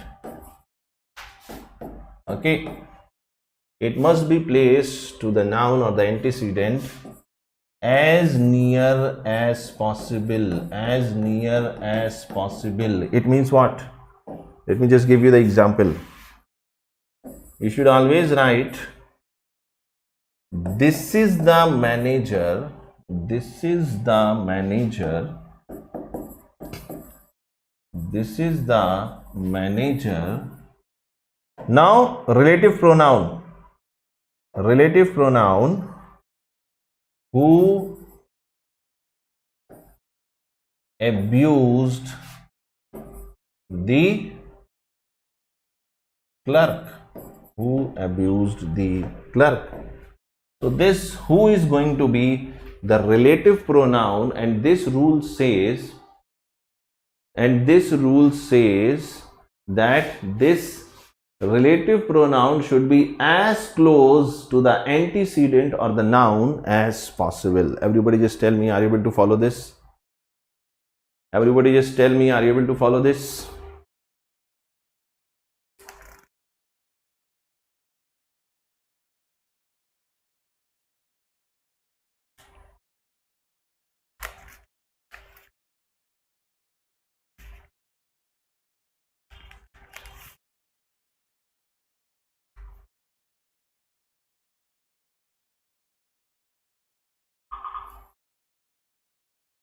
Next rule is relative pronoun in the objective case is generally omitted. Generally omitted. It means what? For example, I am just giving you, the student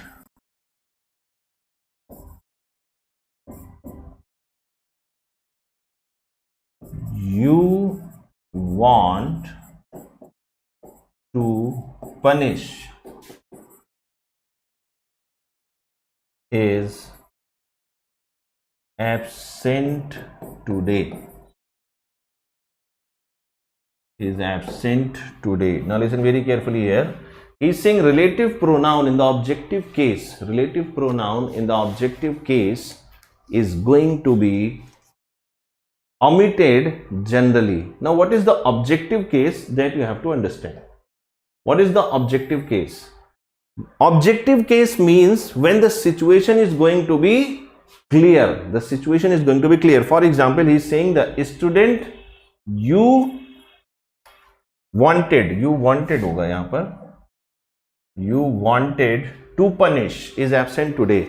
It means you are clearly mentioning the object is to punish the student. So it is clear, it is more clear. When it is more clear, it is objective case, then some of you may be doing the mistake writing whom here. Some of you may be writing whom here. But this is generally omitted. Some people may be saying when you speak English, then it is different, but when you write it, it is different. In the spoken English, it is accepted that you can say that the student whom you wanted to punish is absent today, but in the written English, it is generally omitted because it is the objective case. I hope it is clear to all of you. Is it clear, beta?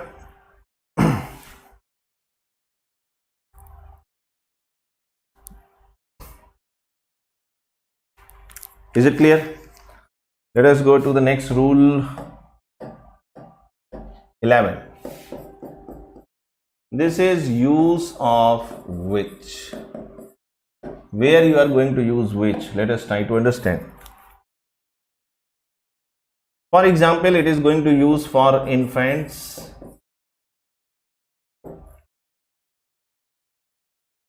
objects, small animals, okay, small animals, etc. Small animals, etc. Now I am not asking you to remember this rule. I will not ask you to remember any rule, but I will ask you to remember the example. For example, I am just giving you the example. This is the baby which was lost in the theater. This was the baby which was lost in the theater. Devan Solanki, I will tell you. See, Aishwarya, objective case means when there is a more probability. When there is a, you can say, sure shot case. Objective means what? Listen very carefully. Let me just give you some understanding about this. Objective means what? Suppose I am asking you that how much sugar do you want in your tea? I am asking you, see, the same answer you can do in given two ways. I am asking you how much sugar you want in your tea. So there are two possibilities.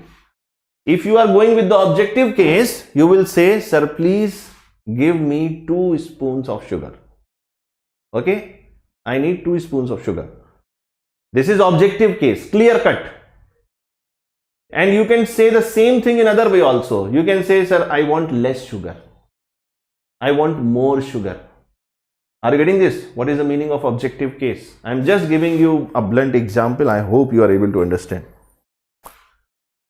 I hope you are able to understand. Okay, कितना time हो गया है? We started at 11. See, I am not aware. Just tell me in the marathon sessions how much gap, how much break you have got in the maths marathon session. How much break you have got? Are you getting this? How much break you have got in the maths marathon? Just tell me how much break you have got. 10 minutes, 15 minutes, how much?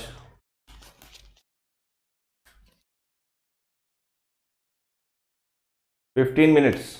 Okay, let us take a 15 minutes break. Okay, all of you take a 15-minute break, and let me just, what is the time right now? Let me just see. The time is around 1:10. The time is around 1:10. 10. So let us take the lunch break. Okay. So how much time you were saying? 15 to 20 minutes. So let us say 15 minutes, because most of the time when we are saying 15 minutes, it is going to be 20 minutes. So, and let us meet around 1:25:30. Okay. Okay. So keep smiling, keep joining the session. We are going to discuss very good these type of examples. With the help of examples, we will try to understand this particular subject, and at the end of it, and the end of the session, in the next half, I will be discussing for the reading comprehension, how you are going to get the complete control on reading comprehension. I will just give you one rule, and if that one rule, if you can 100% follow, and there is no need to do much practice, because there is no time for practice.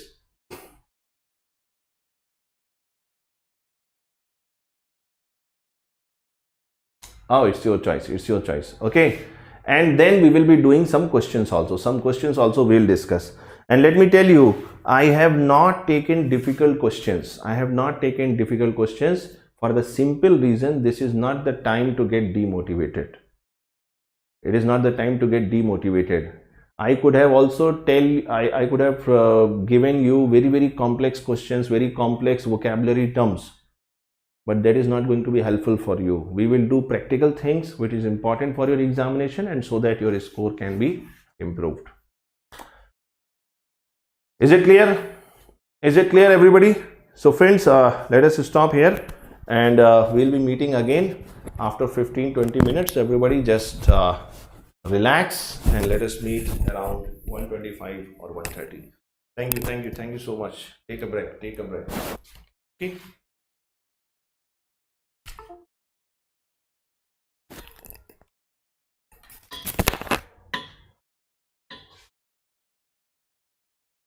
I'm just muting the session for 15 minutes, and then we will recommence. Okay.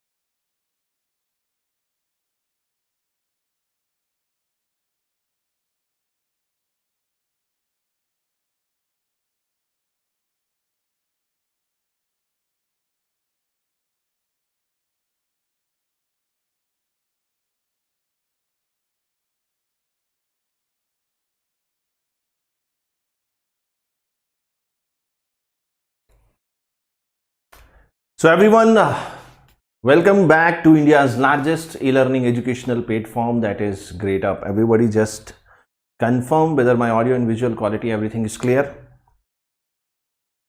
Everybody just confirm whether my audio and visual quality, everything is clear, so that we can proceed.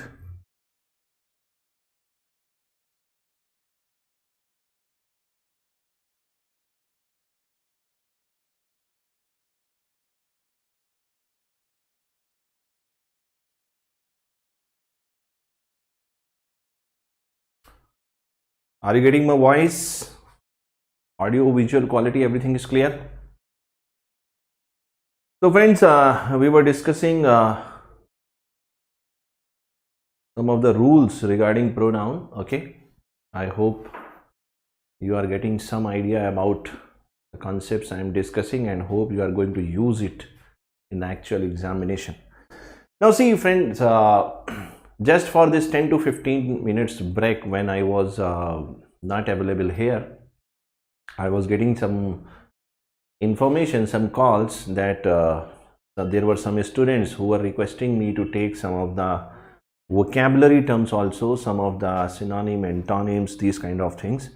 See, let me tell you, I have explained and I have cleared this thing in the starting of the session itself, that my friend, this is not the time. Let me just tell you, if you are reading vocabulary at this point of time, it means you are fooling yourself. Maximum 4 or 5 words are going to come from the vocabulary, and this is not the time that you can gain any advantage out of reading the vocabulary section. Maybe 1 month before, 15 days before, 20 days before, you can get it, because you may recall the words, you can remember them, you can practice them, but you don't know which 5-10 words are going to come. Are you getting this? Everybody just tell me.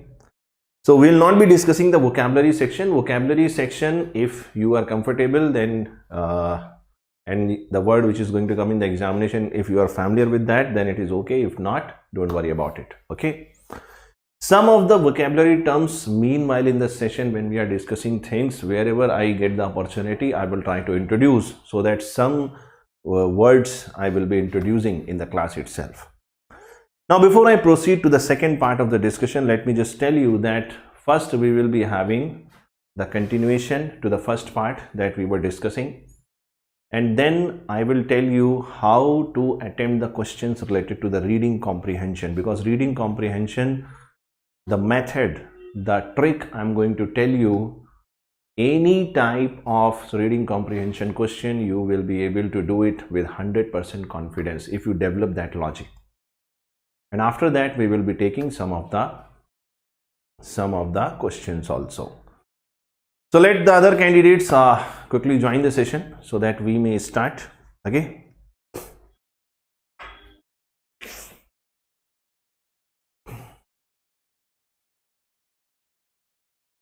Okay. There are some students who want to be blocked.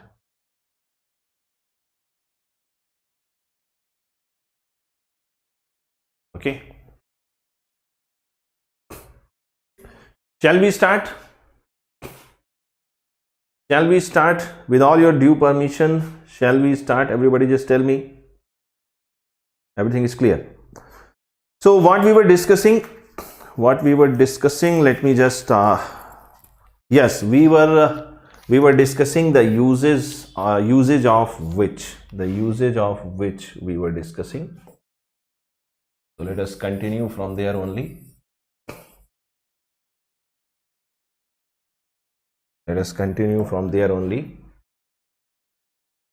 Okay, so we started our discussion with that you are going to use which for the infants, objects, and the small animals, etc. I am not asking you to remember this rule, I am asking you to remember this example. For example, you are saying this is the baby. Now which pronoun you are going to use? Okay, so we are using which.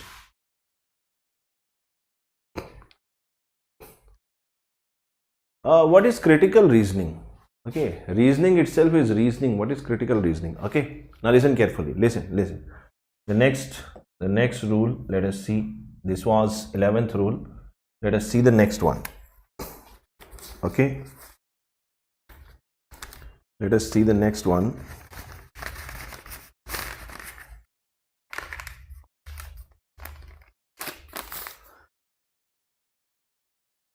Suppose this is 12th one, or let me first finish with the which. So which you are going to use in the first case. The first case you are using use of which for infants, objects, small animals, etc. Suppose this is first usage of which. What is the second usage of which? Let me just write it here. You are going to use it when there is a selection. Okay, this selection is not in the selection in the GATE examination, but this selection is about selecting something out of a given number of objects. For example, which of these watches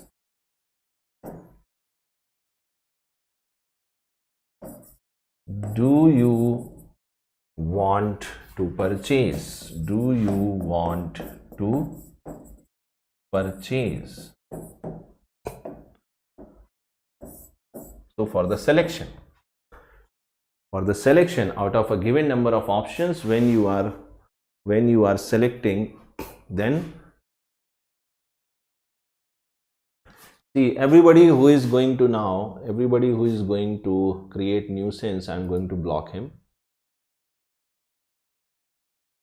so that you can give your special talent somewhere else, not here, because we are doing something very serious business over here. If I am getting a little harsh, let it be, because it is for those students who are interested in the class and who are going to get some outcome out of this class. I know this. The next usage of which is going to refer to some situation, some sentence, refer to a sentence, or you can say situation. For example, you are saying he was said to be drunk, which was not true.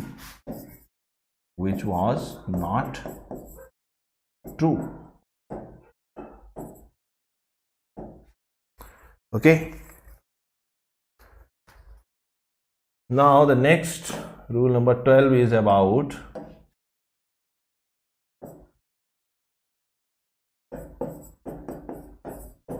usage of that.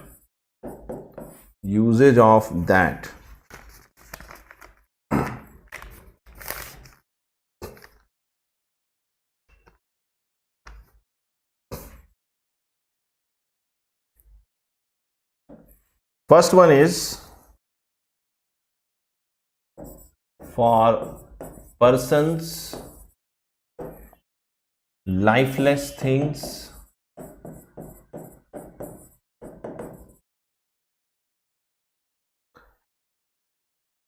etc., singular or plural. What is the example? You will understand. This is the girl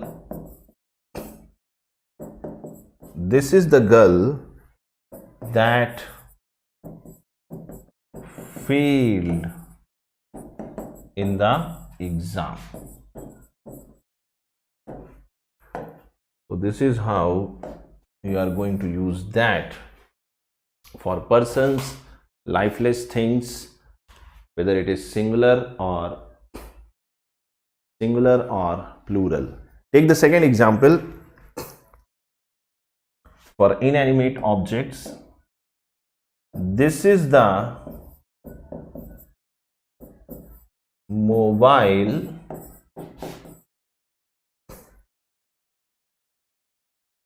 that I bought yesterday.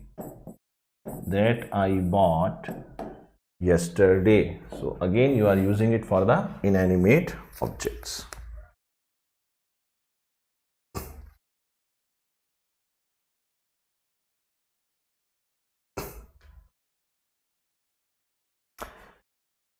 Now there is some more usage of that. What is that? Let's just try to understand.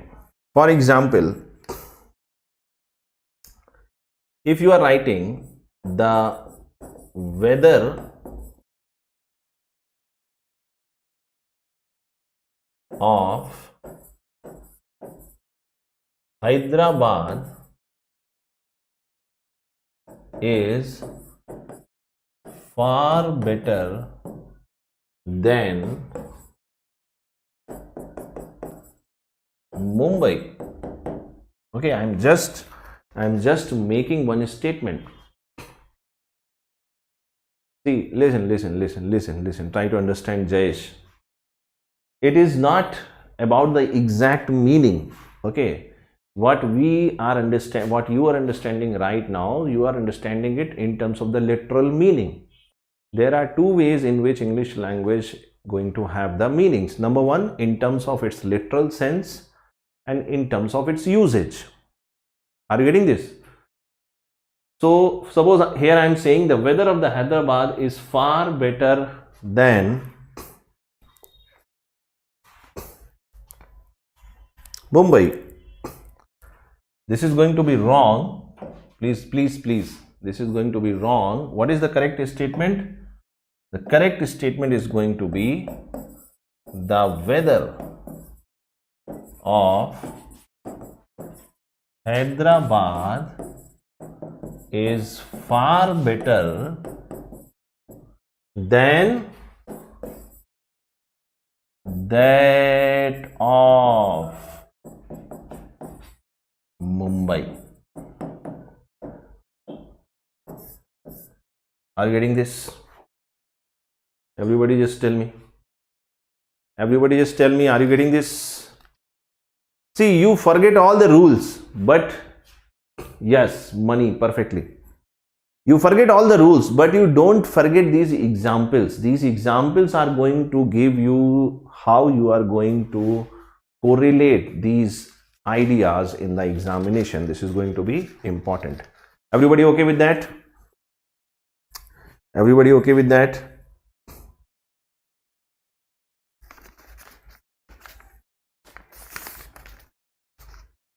Is it clear? The next one is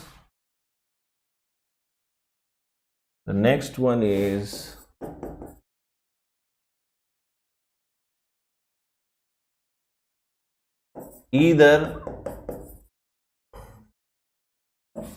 and neither.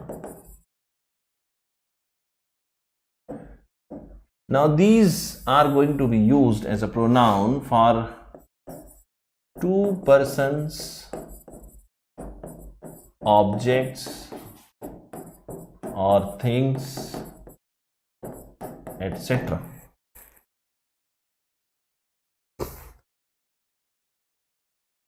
For example, you are writing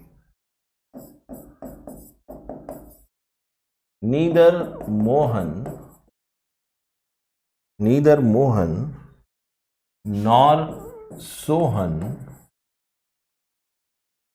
is intelligent.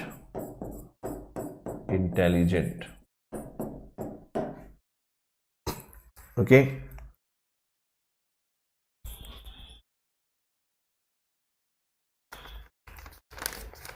The next is each other and one another.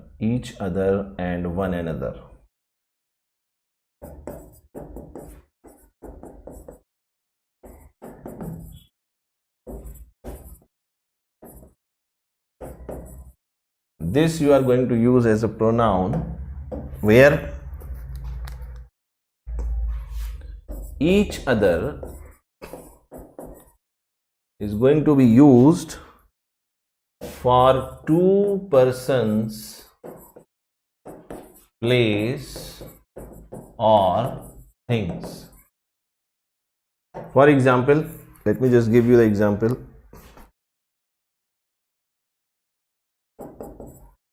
These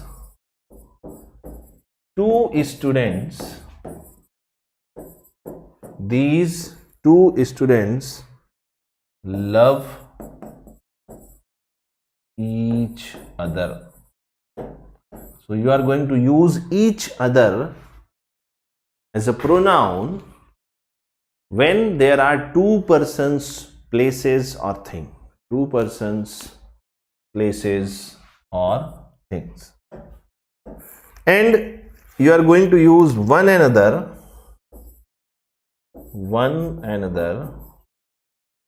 when it is going to be more than two persons, places or things. For example, let us take the quick example.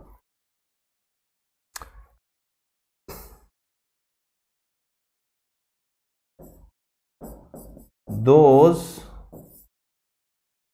four friends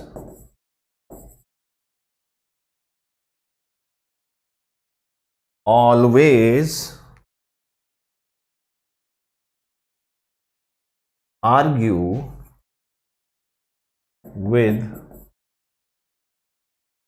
one another.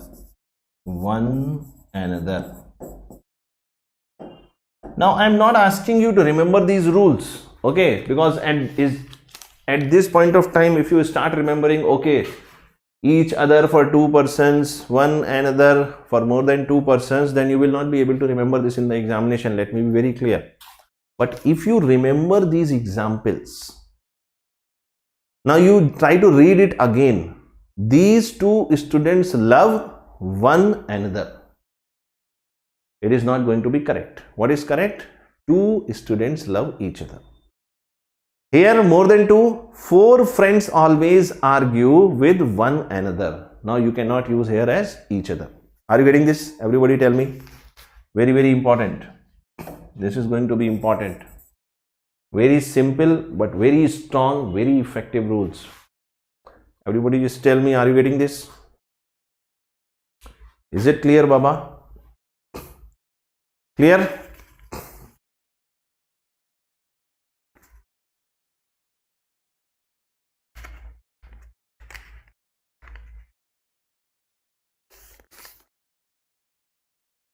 Okay.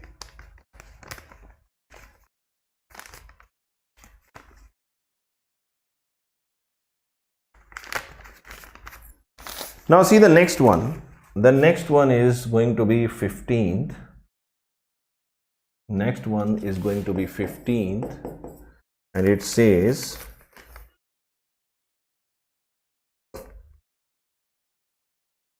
anybody,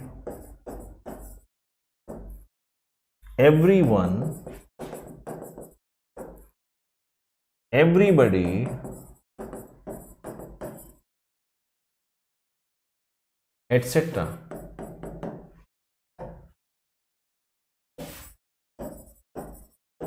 must follow the masculine or feminine gender accordingly. Now you don't need to remember this rule, just remember this example that I am giving you. Every one of the boys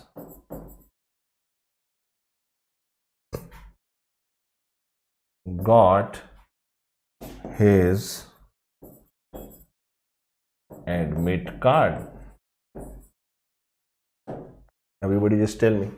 Are you getting this? Okay, when you are using anybody, everyone, everybody, then you always use the masculine or feminine gender accordingly, because he is saying every one of the boys got, so you are using his because he is relating to the boys. So this is something.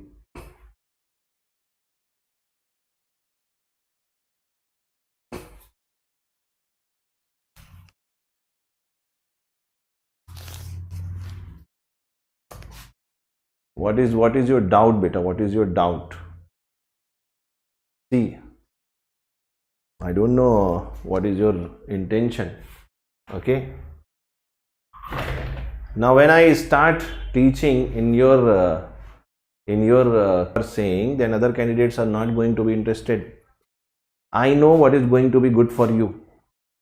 I am repeating it again. Listen carefully. The possibility of coming in the examination is going to be more and more for the static part of the topic, and this is the static part. And I am not teaching you rules, I am teaching you examples. You remember these examples when you are going to the examination hall, they are going to recon in your mind, and definitely you are going to recall it. This is my objective. Okay with that? So this is we are done with the pronouns. This is how we are done with the pronouns. Let us start with the adjectives. See, if you say, I can do a voting. Everybody who is watching me live, just quickly tell me, do you want me to take up the questions or you want to discuss what we are discussing? Because I can see 4 or 5 comments are there.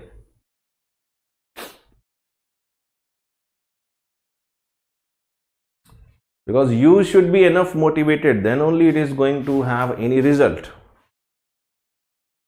Then only it is going to have some result.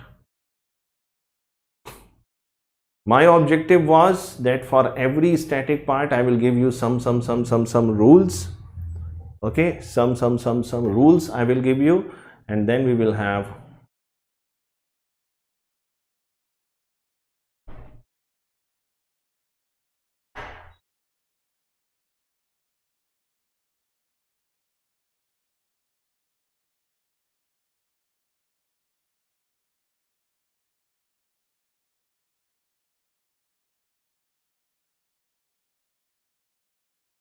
see, listen, this is the myth.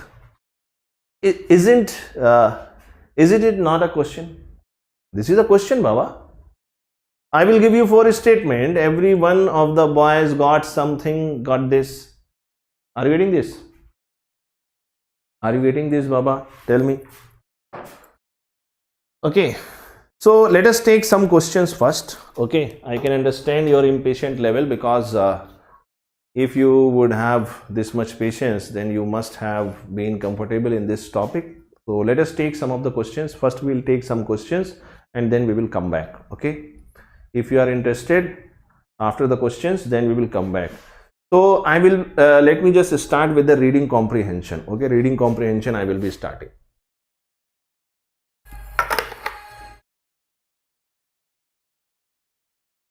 Okay, now listen carefully.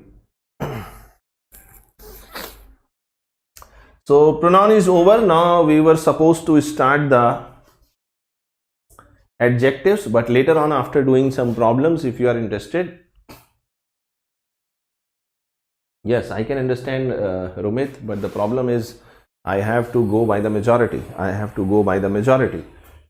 Okay, I cannot have the dictatorship. I have to go with the democracy.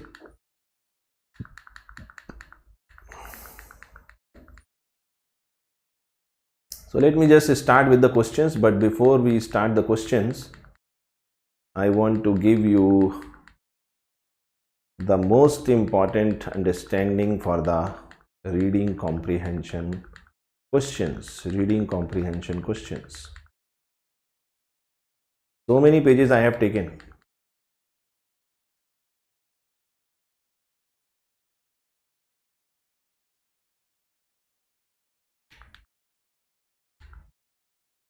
Okay. Now, before we start the questions, let me just tell you about the reading comprehension.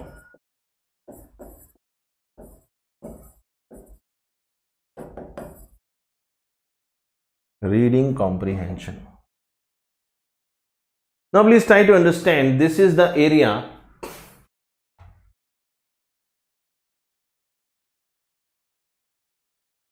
see what I am saying, listen very carefully. What we can do, first we will take some questions. And if you are interested, then we will continue like that also. Okay? No problem. I am not going anywhere. I am only here and I will go as per your choice. Now let us try to discuss about the reading comprehension. The moment I started the class, I got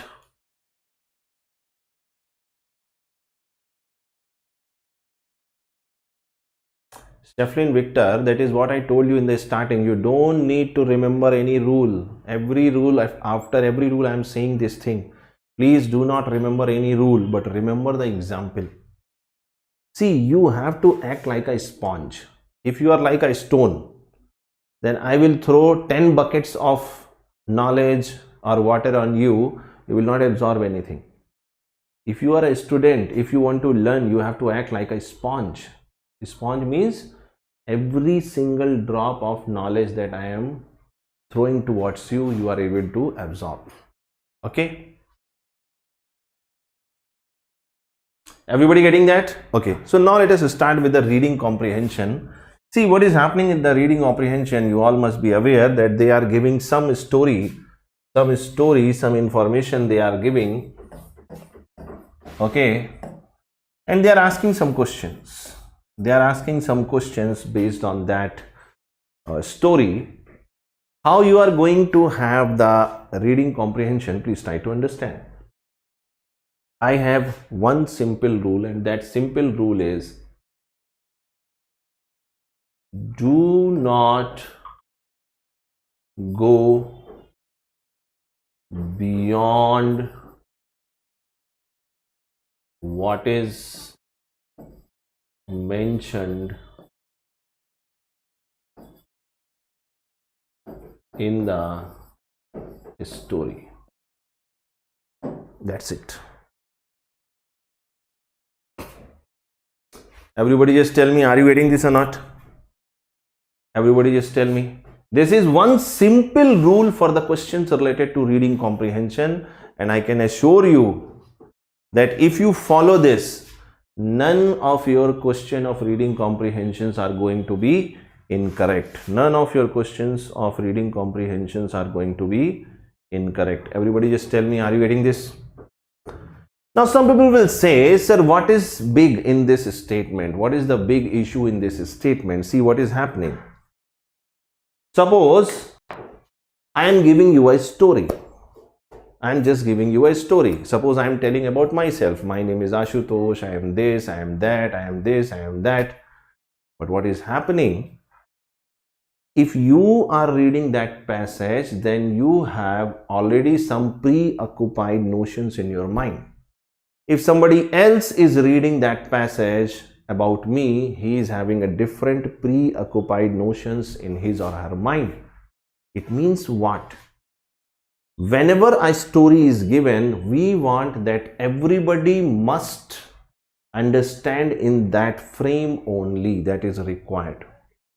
And with the help of the questions, we will try to understand that how this simple rule will give you the best possible method to solve the questions related to the reading comprehension. Let us proceed with the questions.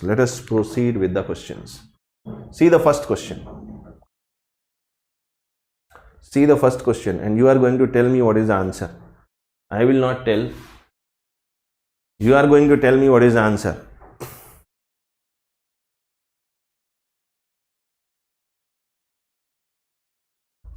Everybody?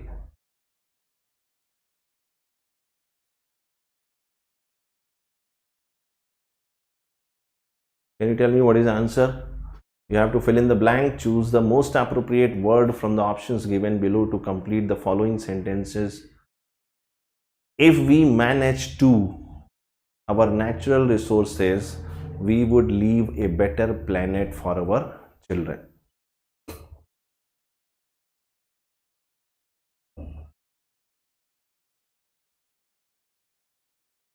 Yes, everybody say D, conserve. But what is the meaning of uphold? Uphold. Uphold means to approve the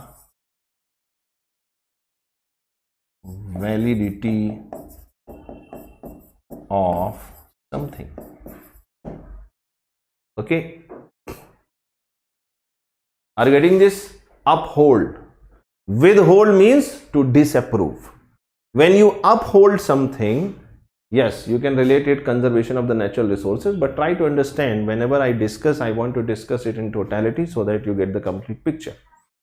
When you uphold something, uphold means you are approving that what is mentioned is correct, right? When you are withholding something, it means you are disapproving. Are you getting this? What is cherish? When you cherish something, it means you have positive vibes. You have positive vibes for somebody or something, so you cherish that. Restrain. Restrain means to avoid. To avoid. And obviously the correct answer is going to be D, that is conserve. See the next question.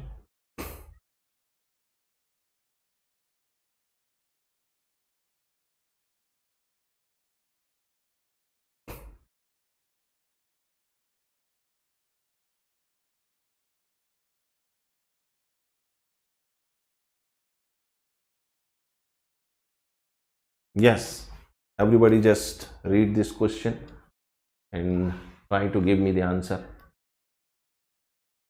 very fast.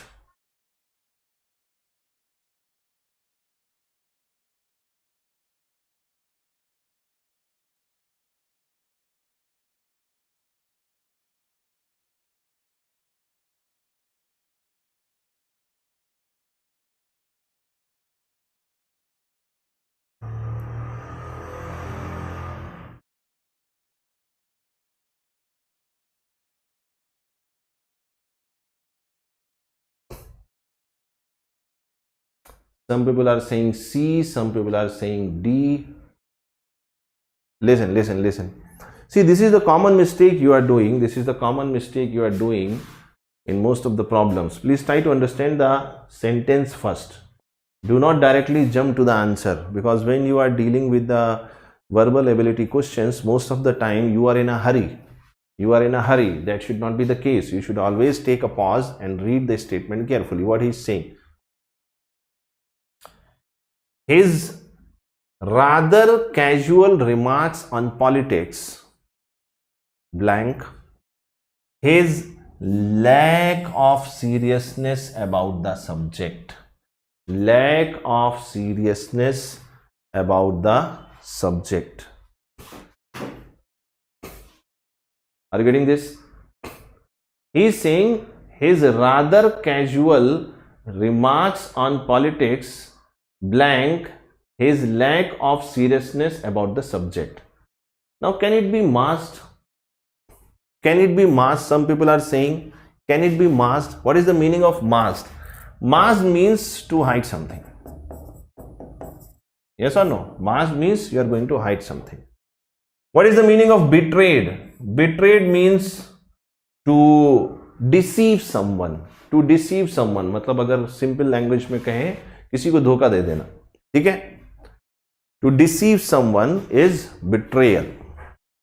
Suppress. Suppress means to reduce someone's strength. That is, suppress it. Suppress it. Now, the only word, even if you don't know exactly the meaning of belied, but he has given you enough scope to understand that neither this can be answered, nor this can be answered, nor this can be answered. So what is the answer? Belied. What is the meaning of belied? What is the meaning of belied?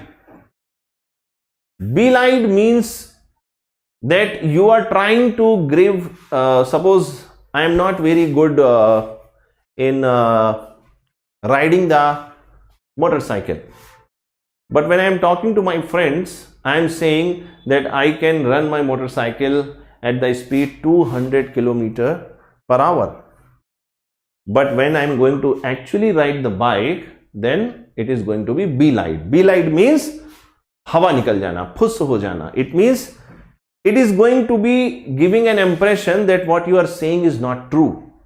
So even though his rather casual remarks on the politics belied, उसकी हवा निकाल दी, it means the impression he wanted to give, that impression was not true.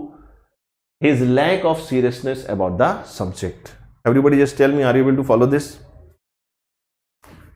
See the next question, and this is the reading comprehension question. See the next question, and this is the reading comprehension question. And just read the passage carefully, and try to give the answer. Read the passage carefully and try to give the answer.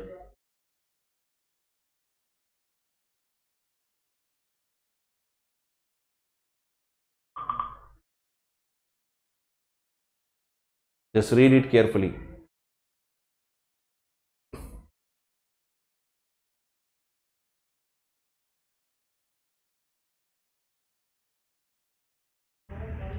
See, betrayed means to deceive someone. Betrayed means to deceive someone. Deceive मतलब धोखा देना. Okay, betrayal means to deceive someone.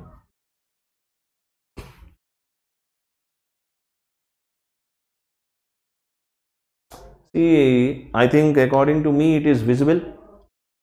According to me it is visible. I am watching it parallelly on my system and it is completely visible. Maybe you are using mobile beta. Maybe you are using mobile, Rajan. That is why you are not getting it. That is why you are not getting it. In the meantime, let me just read out what is written here. See, this is the passage, and he is saying which of the following statements best sum up. Now you please try to understand. You should always take care of these keywords. What he is asking you? He is asking you which of the following statements best sums up the meaning of the above passage.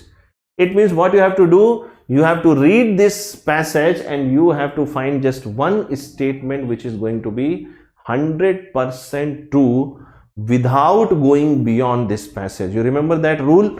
When you are doing the questions related to the reading comprehension, you should not go beyond. You should not go beyond the story. What is the story? Let us try to understand. He is saying modern warfare has changed from large scale clashes of armies to suppression of civilian populations.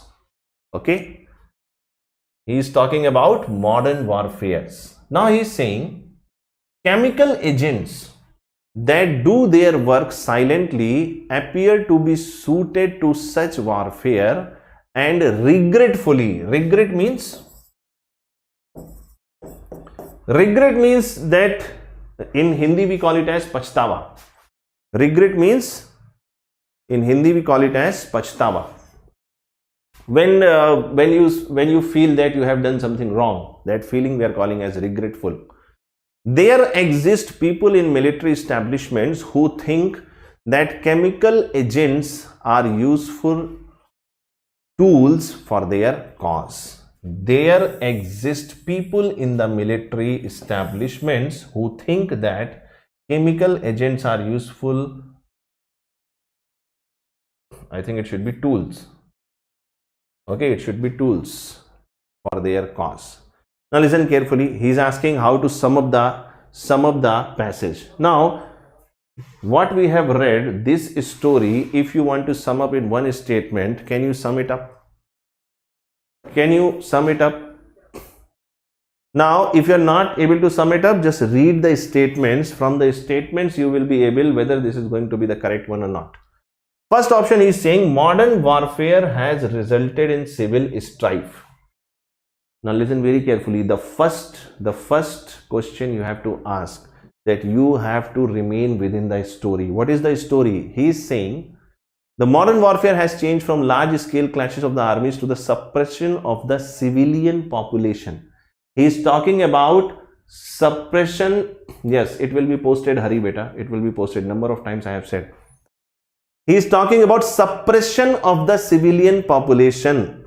What he is saying, modern warfare has resulted into civil strife. Are you getting this? Now, suppression may not always be strife. Strife means you can understand in terms of a, you can say, very difficult situation. Okay. So you can understand that A is definitely not going to be the answer. B statement, he is saying chemical agents are useful in modern warfare. It is true. Within this story, he is saying chemical agents are useful in the modern warfare. This is 100% true. But he is not asking you about the truth. He is asking you to sum up the passage. Now, do you feel that this is going to sum up the passage? Possibility is there, but there is a question mark because there is other information also. See the C option. He is saying use of chemical agents in warfare would be undesirable. Now see what he is saying. Use of chemical weapons in the warfare would be undesirable. Now listen, this one statement gives you the crux. See, he is talking about modern warfare. In the modern warfare, he is signaling out, or he is targeting the chemical agents, and he is telling you all the negative things about this. He is saying that it is the suppression, it does the suppression of the civilian population, and he is saying there exist people in the military establishments who want this. It means from all possible cases, he wants you to understand that this is not what we should aim for. This is not what we should aim for. So C is the best option till now. See the fourth option. Fourth option is saying people in military establishments like to use chemical agents in the war. Yes, it's okay. It is not 100% true because he is saying there exist people. It is not that all the people in the military wants to use the chemical weapons or the modern warfare. Some maybe. Prabhakaran, sum up means that you have to give the crux. Sum up means you have to give the crux of the passage. So what is going to be the correct option? C is going to be the correct option.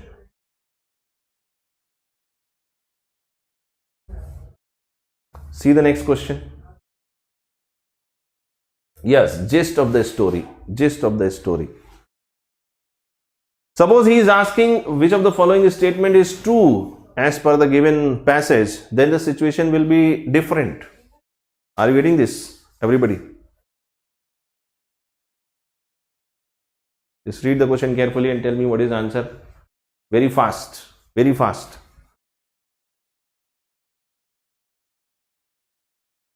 What is the answer you are getting?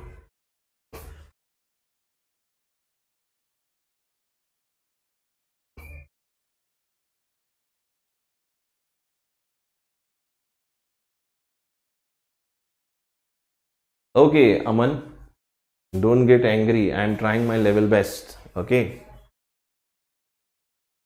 What is the answer to this question? Now see what he is saying. He is saying choose the most appropriate word from the options given below to complete the following sentence. He is saying it was her view that the country's problems had been. Now you have to fill the blank. By foreign technocrats, so that to invite them to come back would be counterproductive. Counterproductive means you are not getting the desired result. You are not getting the desired result. Okay. Counterproductive means you are getting a positive result. What is counterproductive? Counterproductive means you are not getting the desired result. Now see before jumping to the options, I told you always read the statement very carefully. What he wants to say in the statement, he wants to say it was her view that the country's problem had been what? Had been identified by the foreign nationals, so that to invite them to come back would be counterproductive. Now because foreign technocrats have identified the problems, you are not going to invite them. This is not a logic. This is not a logic. This is not a logic. So definitely A is going to be the wrong answer. A is going to be the wrong answer. Now you are saying country's problems had been ascertained by foreign technocrats, so that to invite them to come back would be counterproductive. Again, when somebody is highlighting the problems, and you are not going to invite them again because you are saying that will be counterproductive, no logic. There is no logic. So this is also going to be wrong. And same is the case for the analyzed also. Now he has just given you one word. Now most of you may not be aware with this word, which is exacerbate. Exacerbate means to worsen the situation. Okay, Hindi में अगर बात करें तो स्थिति को और बिगाड़ देना. So what is happening? It was her view that the country's problems had been exacerbated by the foreign technocrats. It means because of the presence of the foreign technocrats, the situation has been, you can say, even worse. Exacerbated means to worsen the situation, so that if you invite them to come back, that will be counterproductive. So this is logical. So what is C is going to be the correct option? Everybody just tell me. All the people who are saying A, B and D, they are wrong. They are wrong, beta. Are you getting this? See the next question. He is saying choose the word from the options given below that is most nearly opposite in the meaning to the given word, and he is saying frequency. Now you are engineers, and if you are getting verbal ability question like this, I think all of you are going to do it. What is that? He is saying most nearly opposite in meaning. Most nearly opposite in meaning to the given word. Frequency. Frequency means what? Happening.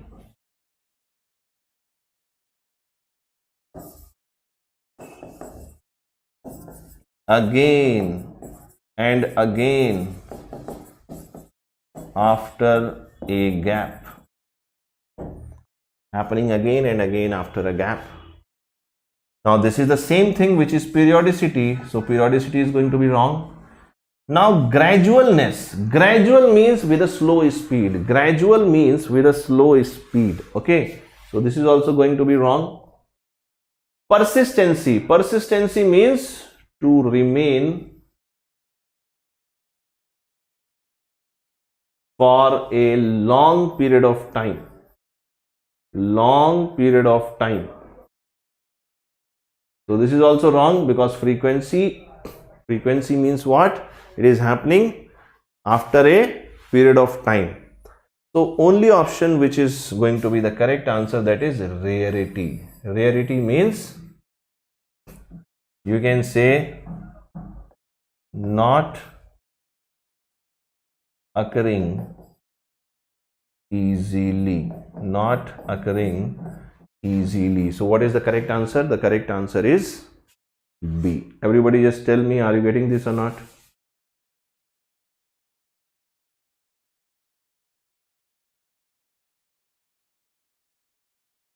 Yes? See the next question. See the next question. Now this is very interesting. This is very interesting question. Very interesting question. This is very interesting question.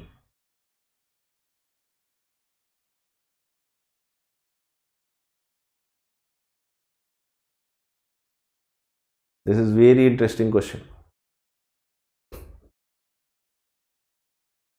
Now see how much brain they are applying to frame the questions for you in the GATE examination. When they want to ask you about the vocabulary, listen very carefully. That is what I am saying. Do not waste your time for preparing the vocabulary. Whenever they are giving you difficult words, not more than one word is going to be difficult in the 4 options. It means 3 options you already know the somehow little bit you know the meaning. So you can correlate. Don't waste your time and energy, very crucial time, in reading the vocabulary portion right now. Better focus on the concepts and issues. Now just try to answer this question. This is very, very interesting question.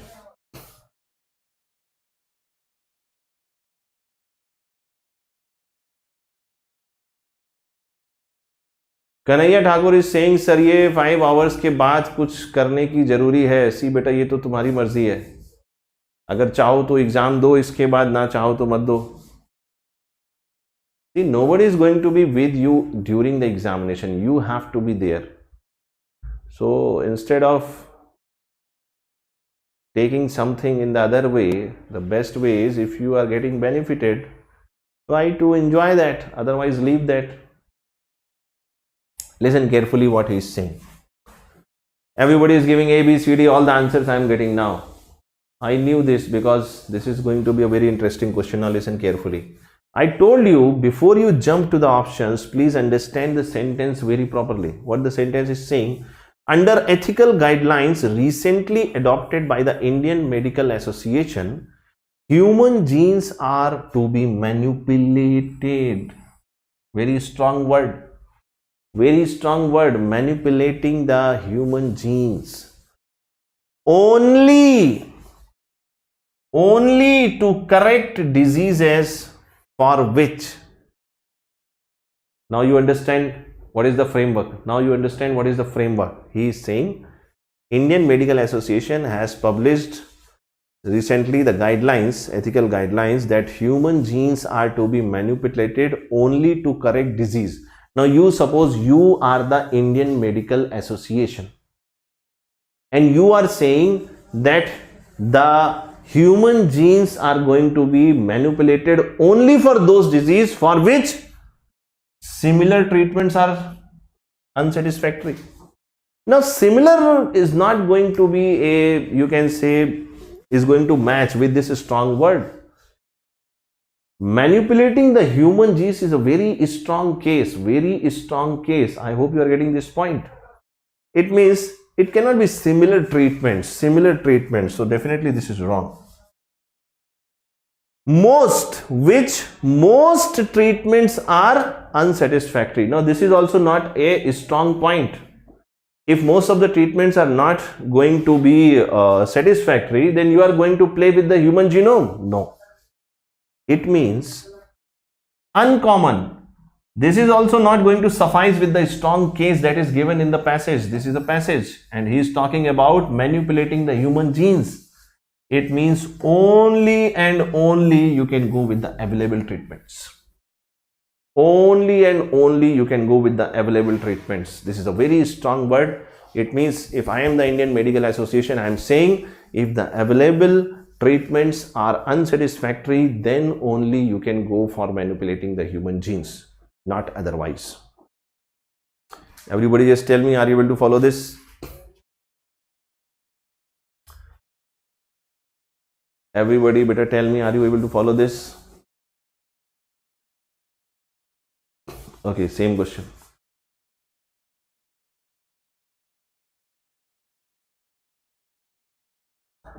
Now just read this passage carefully. Read this passage carefully.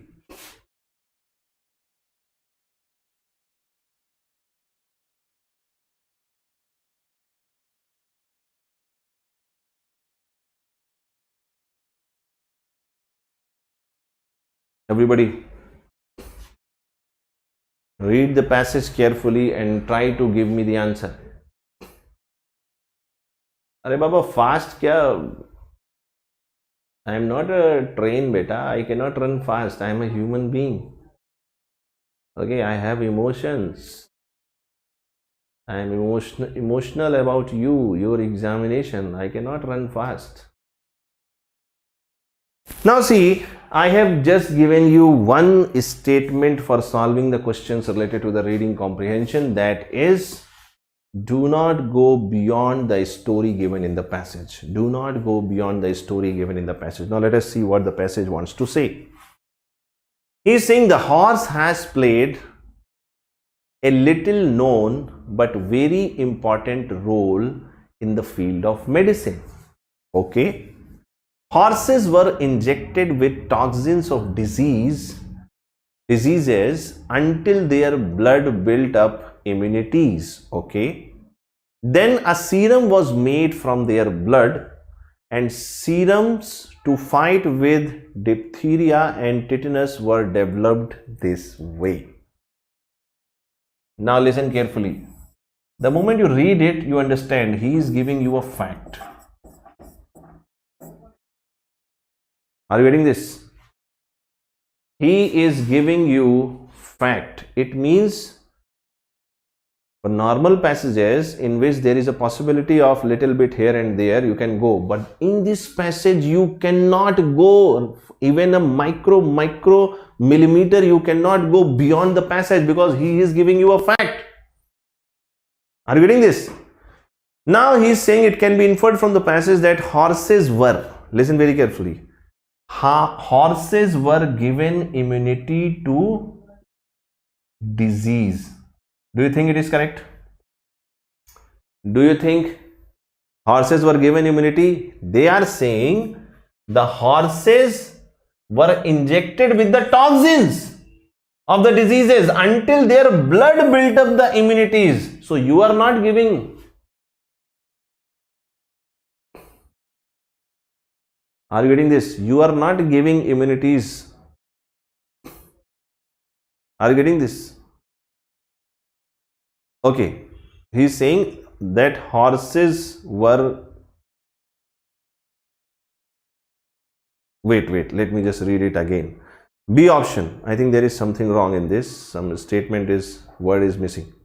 B option. He is saying that horses were generally quite immune to the disease. Now, this is a promising statement. This is a promising statement. Listen carefully. This is a promising statement. Why? Because he is saying, listen carefully, the horses were injected with toxins until their blood build up immunities. It means it is already established. It is already established that the horses were generally quite immune to the diseases. So this can be one answer. Let us see the C option. He is saying the horses were given medicine to fight the toxins. This option is wrong. Are you getting this?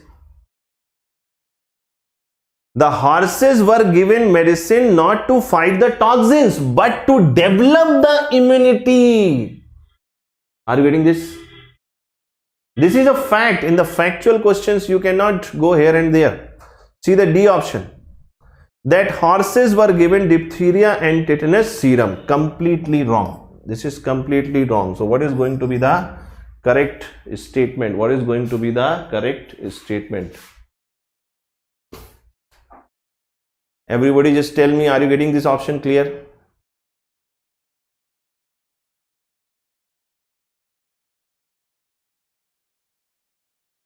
Are you getting Pragya,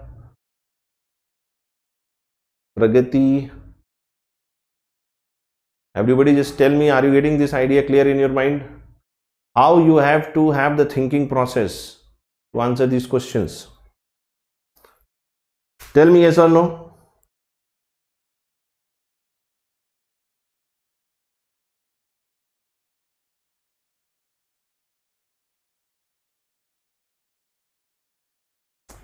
Everybody is okay with that?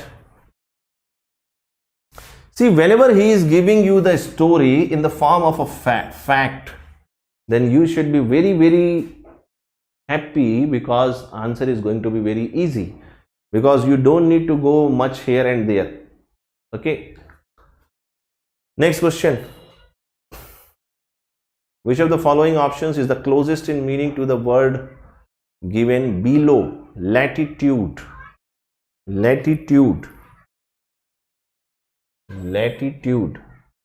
Now let us try to see what is eligibility. Eligibility, you can say, is a quality that you are suitable for a given situation, for a given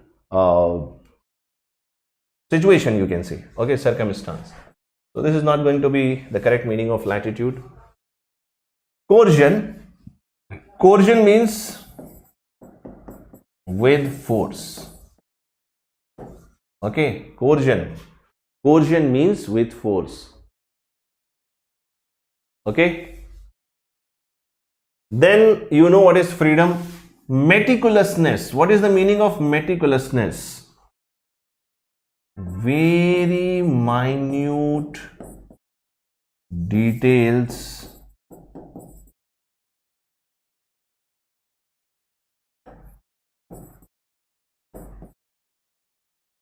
taken care of. Now suppose I have given one work to different people. Okay, I have suppose 180 students I am having, and I am giving you some work that after this session is stopped, you please revise whatever, at least whatever we have discussed, you please revise. Now listen very carefully. One person is going to do it, one person is going to not do it. These 180 different students are going to do it in a different way. Some people will do, some people will not do. But even the people who are going to do it, there will be some candidates who will take care of all the minute details of that work. So that quality of giving attention to every minute detail is called meticulousness. Meticulousness. So if you give attention to every detail, we are calling it as meticulousness, the quality of giving attention to every smaller detail. Now latitude cannot be meticulousness also. Okay, latitude has basically two meanings. Latitude has basically two meanings. One meaning of latitude is in terms of the location of any point on the surface of the earth. That is, you know, latitude and longitude. That is one meaning. But the second meaning which is used in the English language is freedom. Freedom. This is one of the indirect understanding of this word latitude. So latitude actually means freedom. Okay.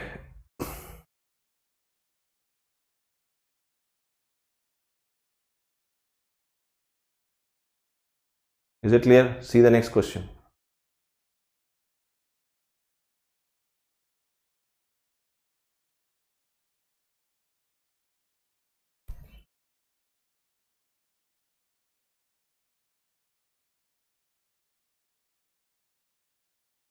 Now this question I will tell you one story, that is the story of me and my friend. Okay. I will tell you the story of me and my friend on this question, because this was a very funny incident, very funny story I am having. अरे बेटा, ये 700 होने से कुछ नहीं होगा, ठीक है, ये भले ही 70 रह जाए, लेकिन तुम लोग सेलेक्ट हो जाओ, ये मेरा आशीर्वाद है, ये मेरी ब्लेसिंग्स है. बात समझ में आ रही है? अच्छा लगेगा तो खुद ही लाइक करोगे. बात समझ में आ रही है? Listen carefully.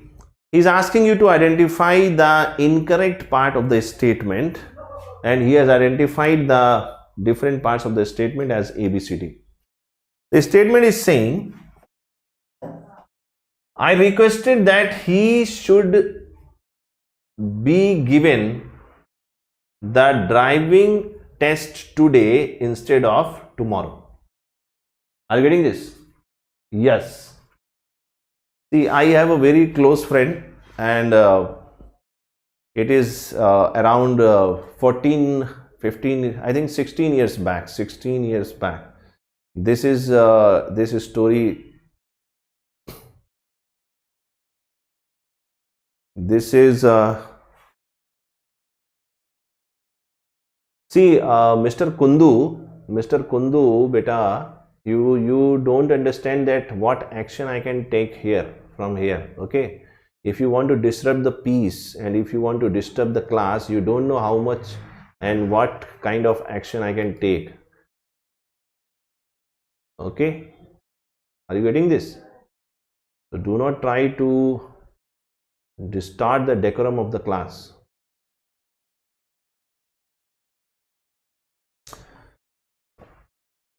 Anyways, now let us focus here.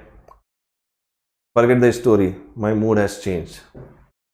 So he is saying he should. Now B should not be there. It should not be there.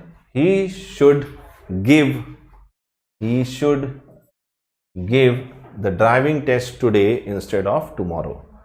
So where is going to be the error? In which part of the statement there is going to be error? Okay, we have to increase the speed. Increase the speed. Choose the most appropriate word from the options given below to complete the following sentence. Given the seriousness of the situation that he had to face his.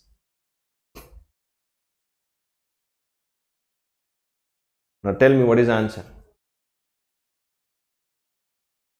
Yes, B is the correct answer. Correct answer. Now see, just see. See, beggary, you know that beggary is related to the word beggar. Jealous, you know. To get jealous. Nomenclature. Nomenclature is not the right word to put here, because nomenclature means how you are deciding the name. How you are deciding the name. Now, what is this word? This word. See, again, I am telling you. I don't know whether you are able to understand this or not. Every time I am saying this, that GATE is an examination which is not a language test. GATE is an examination which tests your aptitude for the technical education. So whenever he is giving you these kind of questions, out of 4 options, 3 options are going to have very simple vocabulary words. So you don't need to prepare vocabulary right now. You know what is beggary, you know what is jealousy, you know what is nomenclature, and you understand they cannot be the right answer for this. Are you getting this? He is saying, given the seriousness of the situation that he had to face, something was impressive. Now, what is that impressive? It means even though the situation was very serious, but he was able to be calm, composed, not affected. Okay. The pronunciation of this word is nonchalance. CHA is not K, it is nonchalance. Nonchalance. So friends, at the last we got Chandan sir. Thank you so much, sir, for coming to the session. The session was not that great, but the moment you came on board, the session has become great. Rakesh sir, Rathi sir, now the Chandan sir. So all the 3 devs of electronics and communication, the great gods of their respective arena, they have blessed us. So everybody just say hi to Chandan sir. Chandan sir, कोई शायरी वगैरह आपके पास है verbal में? Chandan sir, do you have a Shayari for verbal? Okay.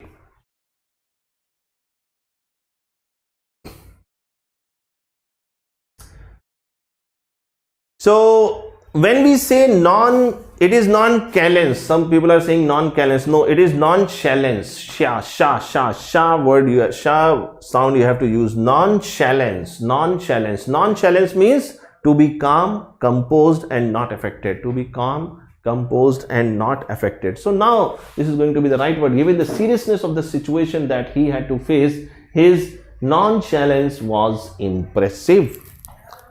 स्थिति बहुत खराब थी, फिर भी वो घबरा नहीं रहा था, तो इससे वो इंप्रेस हो गया. See the next question. See the next question.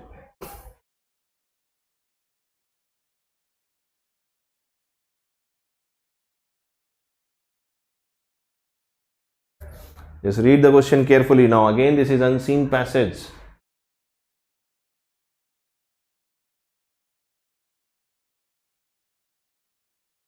क्या बात है सर, क्या बात है. Thank you so much sir. मुझे लग रहा है कहीं मैं भी ना थम जाऊं sir. Anyways, thank you so much sir for at least putting a smile on our face. We were having a really hectic day today because the students are having continuous classes for maths for 2 days, and this is the third session, but still I congratulate the students because of to show this much courage, to show this much dedication and coming to the class.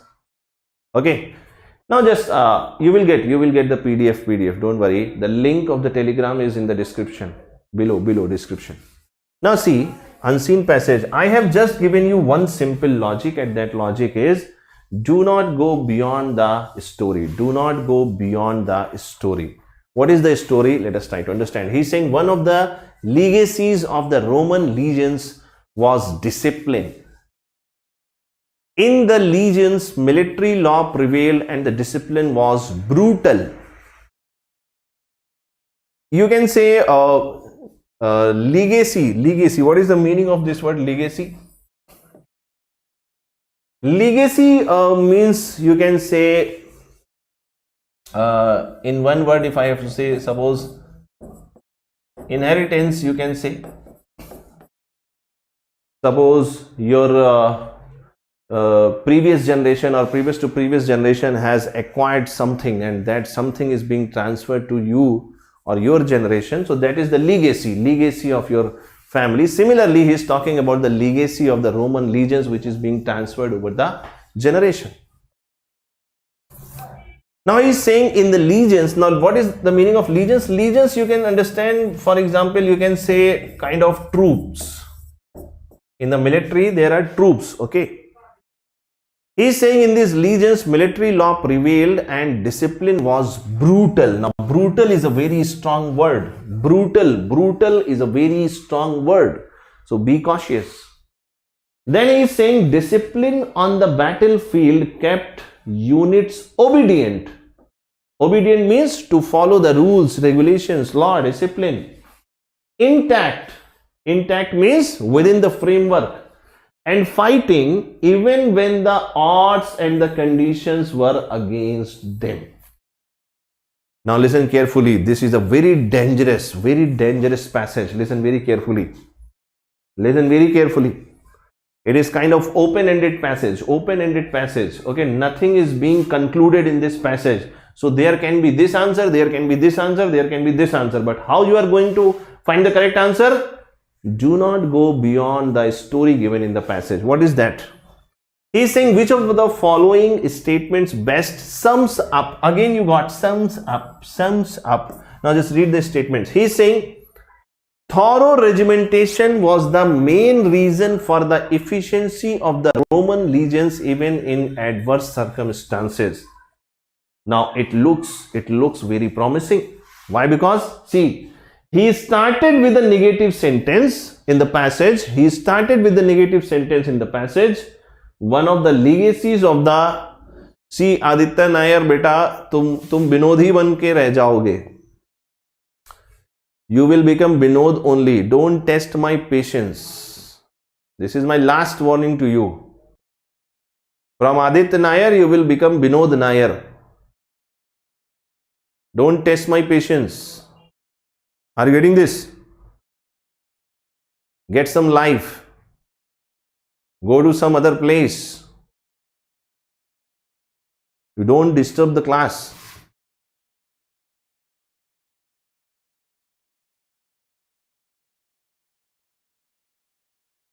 Anyways, what I was saying, when he started the story, he started with a negative statement. He is saying from here, the military law prevailed and discipline was brutal. He started with a negative sense. But in the second statement, now he is going to justify why it was required. Discipline on the battlefield kept units obedient, intact, and fighting even when the odds and conditions were against them. Are you getting this? Everybody just tell me, are you getting this idea clear in your mind? Even though he started with a negative one, that this discipline was brutal, but in the second half of the passage of the story, he is telling you some positive outcome out of that. It means A option can be a possibility. B option, he is saying the legions were treated inhumanly as if the men were animals. Now first, he has said it is brutal, but this brutal is not in the literal sense. Brutal is not in the literal sense. Brutal is something to just give you an impression of how strong discipline was there. Are you getting this? So definitely this is a wrong statement. This is a wrong statement. Why? Because it is overemphasizing, it is extrapolating the story given, and we do not go beyond the story. So this statement is wrong. C option. Discipline was the army's inheritance from their seniors. Now he has used the first word, or the first statement, he has used the word legacy. But this passage is not about that legacy. Are you getting this? Are you getting this? Whether they have inherited or not inherited, this passage is not about this inheritance. Rather, it is about the discipline, even though it was very harsh, very difficult, but it helped to have obedience intact and fighting soldiers. So definitely C option is also wrong. What is the D option? The harsh discipline to which the legions were subjected to led to the odds and the conditions being against them. This is also completely wrong. So the correct statement is going to be A. A is going to be the correct option. Everybody just tell me yes or no in the comment section. Are you able to follow this? See the next question.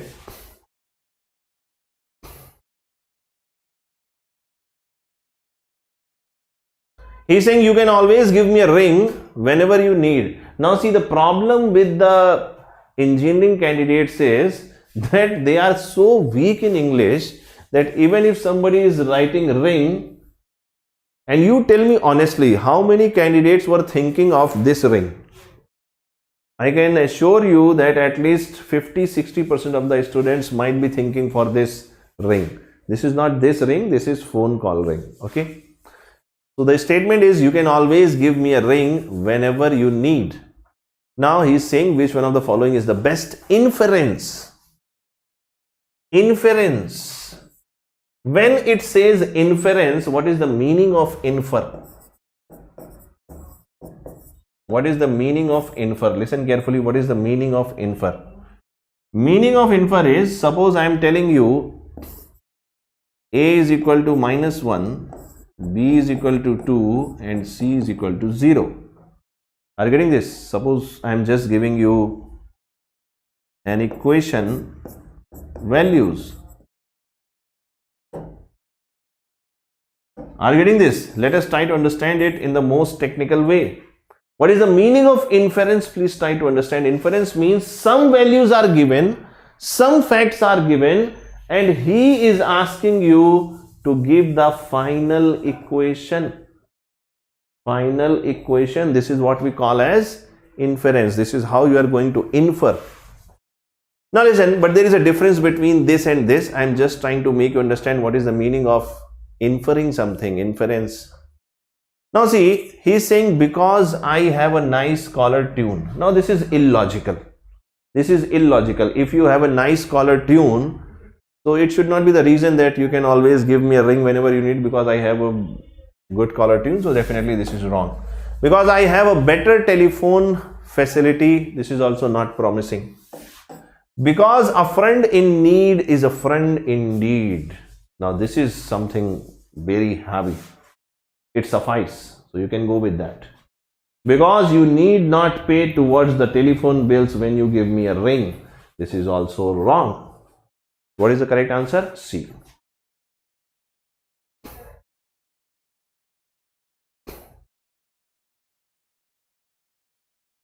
What is the answer to this very simple question you are getting?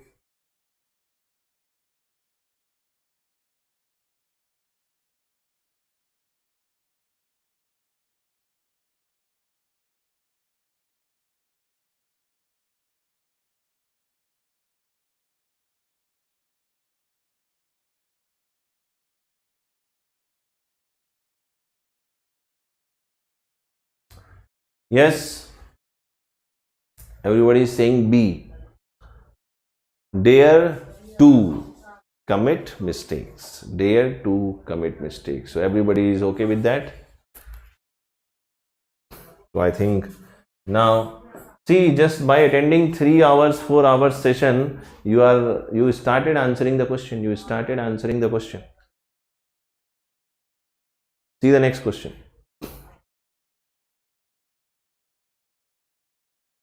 See the next question.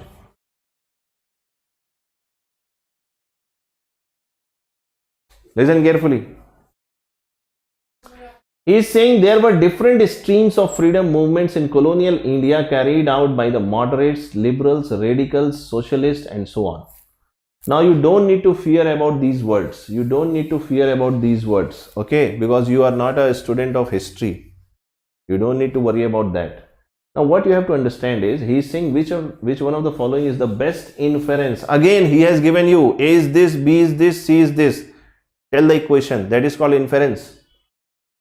He is saying above statement, A option is the emergence of the nationalism in colonial India led to our independence. Now this is a very interesting question and you have to understand it if you want to do same type of problems correctly in the examination. He is saying the emergence of nationalism in colonial India led to our independence. This is true. Are you getting this? This is true. But the information given in the passage is something different. Instead of answering, please listen to me. It is going to be much helpful for you. He's saying there were different streams of freedom movements in colonial India carried out by the moderates, liberals, radicals, socialists, and so on. It means all of them wanted to make India free, but the method and the choices made by them that were different. Are you getting this? Okay, one more candidate I have got. Whom should I block? Yes. Are you getting this? Now he is saying that there are different people who wanted to make India free in their own way. But he is not saying, listen carefully, he is not saying that emergence of nationalism in colonial India led to our independence. It means if there would not have been these different streams, suppose only one stream is there, moderates are only there, then also it is going to have nationalism. Yes or no? If only moderates are there, it means then only there is a nationalism, and nationalism led to our independence. So do you think this is the correct statement? Not, because it is not taking into account this information. This is not taking into account this information. Go to the B option. Nationalism in India emerged in the context of colonialism. This is also incorrect. Even if only moderates are there, that is what Tejas I am telling. Okay, देखो सी कुछ बच्चे जो हैं बेटा, वो कुछ बच्चे पागल हो गए हैं बिल्कुल, तो उनको मैं हटा देता हूँ, रिपोर्ट कर देता हूँ.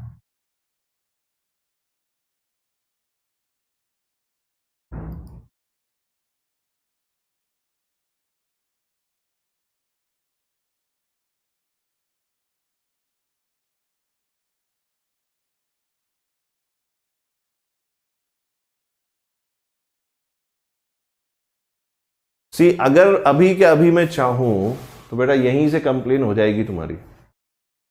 Directly you can get a complaint. Okay, so don't misbehave in the class. Maintain the decorum. Just see the C option. C option is saying nationalism in India is homogeneous. Now he is coming to the correct line. It is not homogeneous. Why? Because homogeneous means only one stream of thought was present, but he is saying moderates, liberals, radicals, socialists, and so on. It means what is the correct option? Nationalism in India is heterogeneous. Option B is saying nationalism in India emerged in the context of colonialism. Now please try to understand, even if only moderates are there, then only nationalism can be evolved. Why about the liberals, radicals and socialists? अगर कोई एक ही होता तब भी तो nationalism की भावना है, आजाद कराना चाहता है देश को, तो ये बात तो ठीक है, बट ये इंफॉर्मेशन यहां पर मैच नहीं हो पा रही है. This information is not getting match with this information. So D is going to be the correct option, that nationalism in India is heterogeneous. Heterogeneous means so many thoughts are there. So many thoughts are there. So D is going to be the correct option. Everybody just tell me, are you able to follow this? Everybody just tell me, are you able to follow this? Everybody just tell me.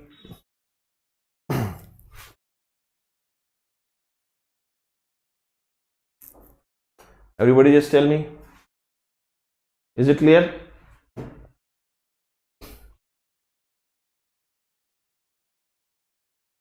Choose the most appropriate word from the options given below to complete the following sentences. Communication and interpersonal skills are each important, wrong, all important, wrong, either, wrong, both.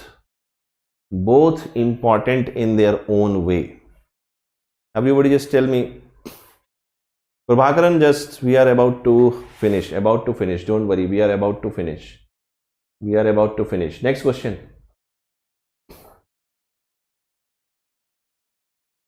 Which of the following options given below best completes the following sentence? She will feel much better if she will get some rest. Wrong. Get some rest. This is going to be the correct. This is wrong. What is the correct option? B. Wherever you find that I am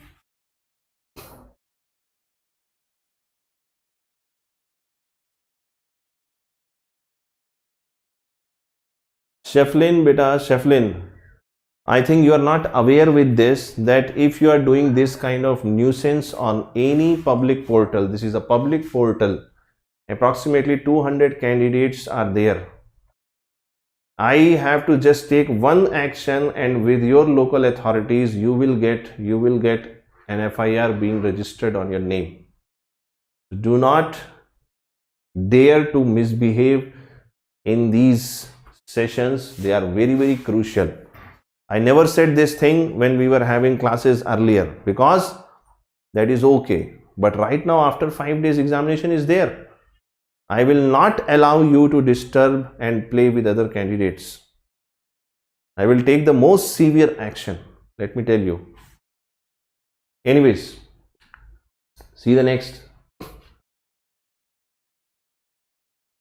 Choosing the most appropriate pair of words from the options given below to complete the following sentence. She could not blank the thought of blank the election to her bitter rival. Now listen very carefully. What is the difference between lose and lose? Lose means to leave or to free something or somebody. This lose means you can say to get defeat. Are you getting this? You remember that when you were a child, that every time you were just making remarks like loser, loser, loser. So loser means what? This is the word which relates to loser. This lose means to free or to leave something. Now in this he is talking about election. It means definitely it is going to be related to lose, L-O-S-E. So this is going to be incorrect. This is going to be incorrect. Now he has given two words, bear and bear. See, bear means naked. Bear means naked. For example, we say barefoot, barefoot, नंगे पांव दौड़े चले आना. ठीक है? So what is going to be the correct answer? Beer losing. Everybody just tell me, are you getting this? Everybody just tell me in the comment section, are you able to follow that? Everybody just tell me, are you able to follow this? The value of $1 is 65 Indian rupees today compared to 60 last year. The Indian rupee has. Now see, sometimes some questions they look very easy, but this is going to be very interesting question. This is going to be very interesting question. He is saying the value of $1 is 65 Indian rupees. $1 he is saying is equivalent to approximately 65 Indian rupees. Are you getting this? And last year it was 60. Last year it was 60. Listen very carefully. This is the present situation and this is the previous situation. What is the previous situation? $1 is equal to 60 rupees. Are you getting this? It means more rupees you have to spend to get $1. More rupees you have to spend to get $1. It means the value of Indian rupee has reduced. You have this word in your mind that value of Indian rupee has reduced with respect to US dollar. This is okay. Depressed is not a right word. Depressed is not a right word. Depress you are going to use for a person, not for the rupee. If somebody is depressed, it means so much stress, so much circumstantial issues are there in his or her life that he is feeling depressed. She is feeling depressed. If you lose your friend, then you are going to feel depressed. If you are alone, then you are going to feel depressed. So you are going to use depressed word especially for people, okay, not for objects or situations. He is saying appreciated. Appreciated is incorrect. Appreciated is incorrect. Appreciated means it has increased. Now the Indian rupee has not appreciated, it has depreciated. So what is the correct answer? B. Stabilize is also incorrect option. So B is going to be the correct option. Now the same thing that we have discussed in the class, advise and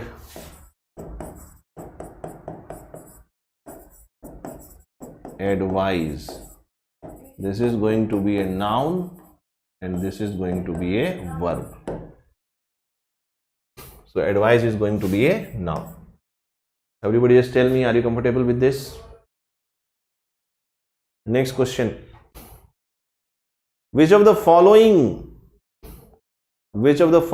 options is closest in meaning to the word underlined in the sentence below? In democracy, everybody has the freedom to disagree with the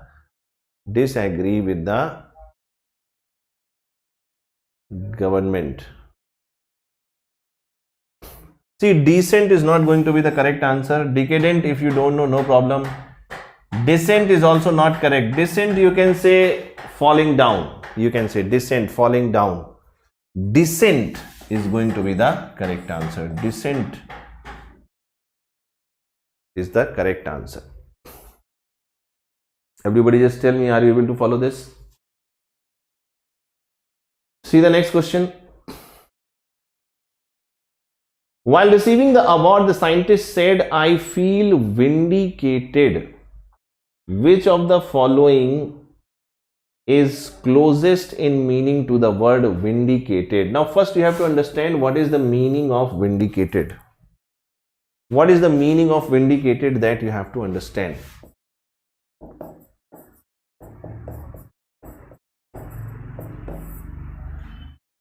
Suppose Suppose there is a charge on you. Suppose there is a charge on you that you have done something wrong. There is a charge on you that you have done something wrong, but because of some evidence or because of some particular situation, that charge is removed from you. So that situation is called vindicated. Then you are going to feel vindicated. When you are free from a false charge, you are going to feel vindicated. Now see what is happening with the scientist. Scientist is saying, I feel vindicated. While receiving the award, the scientist said, I feel vindicated. Vindicated means some charge, some allegation was there on you which is being removed. I hope you are getting this. Now, which is going to be the correct? Punished is not a right word. Punished means he is getting out of that image, so he is not punished. Appreciated is also not the right word. Appreciated means to किसी की प्रशंसा करना, to say good things about somebody, that is called appreciated. Substantiated, very very important, please try to understand. Substantiated, this is important, this is going to be the correct answer. When you substantiate something, what you do? Suppose I am saying that this candidate is going to get rank 1 in the GATE examination. Now this is my statement. Now if this candidate whom I am saying that he is going to get rank 1 in the GATE examination, if he has the perfect preparation and his or her exam also goes very well, then he is going to substantiate the statement made by me. Substantiate means to approve. To approve.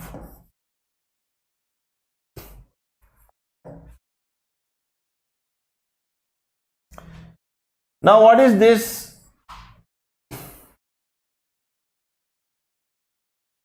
CHASTENED. It is not, see, some people are going to read it as chastened. Here T is silent. T is silent, Baba. So you have to pronounce it as chastened. Chastened. Okay? Chastened. What is the meaning of this? See, chastened means to punish somebody, to get angry on somebody, or to follow somebody. And why you are following somebody? If you are being chastened, it means that somebody is following you because he is angry with you. Okay, for example, there are some other you can say words for getting angry. Scold. Scold. When your parents are going to be angry with you, they are going to scold you. Scold means किसी को डांटना, डपटना. Okay. Scold के अलावा anger का एक और synonym है, that is castigate. Castigate. Castigate also means to get angry. झिड़कना, झिझकना. Are you getting this? And there is one more word which is called reprimand. Reprimand. It also means anger. Okay. So just you can understand this. Now just read this question carefully. Read this question carefully, everybody. Read this question carefully.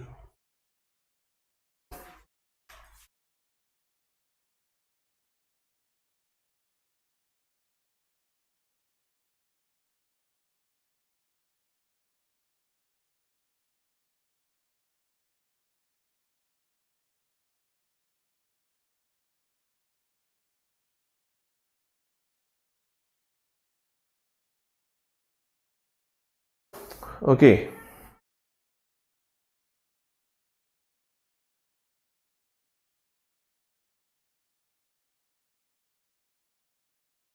Hi Sanjay Rathi sir, how are you?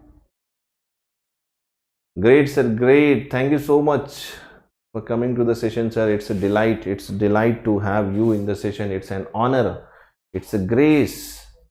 It's something to proud. Everybody, just say hi to Rathi sir.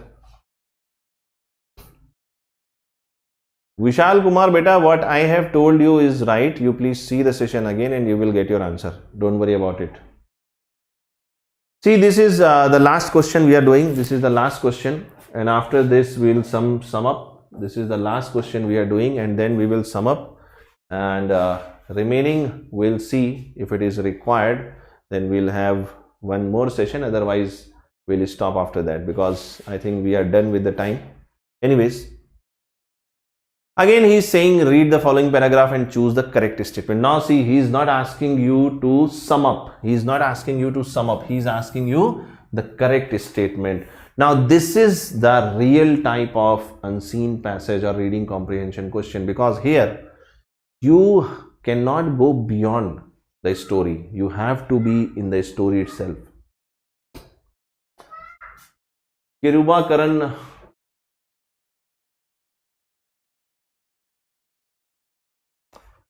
See, I can understand that there may be some, you can say, non-agreements also. Some book is following something, some book is following something.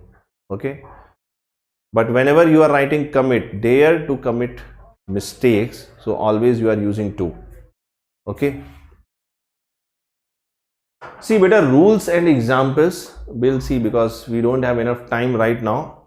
And if you require, we can plan one more session. If you require, we can plan one more session, and maybe tomorrow. But if you are interested, then we can have it.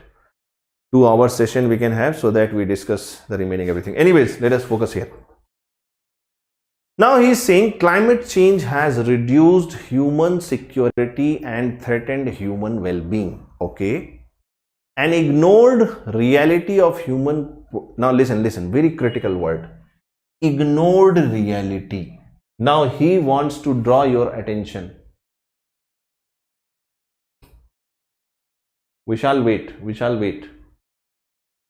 He wants to draw your attention on some fact. He is saying an ignored reality of human progress is that human security largely depends upon the environmental security. He wants to relate the human security with the environmental security. But on the contrary, human progress seems contradictory to the environmental security. Human progress is contradictory. Contradictory means what? Not in agreement. Not in agreement. Okay. To keep up both at the required level is a challenge to be addressed by one and all. He is saying to keep up both. What is this both? Can you tell me what is this both? One is environmental security, and second one is human progress. Human progress. Okay. Now, to keep up both at the required level is a challenge to be addressed by one and all. One of the ways to curb the climate change may be suitable scientific innovation, while the other may be the Gandhian perspective on a small scale progress with focus on sustainability. What is sustainability? Let me just give you very simple understanding of sustainability. Listen very carefully. Sustainability means what? Suppose you have 100 rupees today, and you know that you are going to have this much life, and your children are going to come after them, their children are going to come.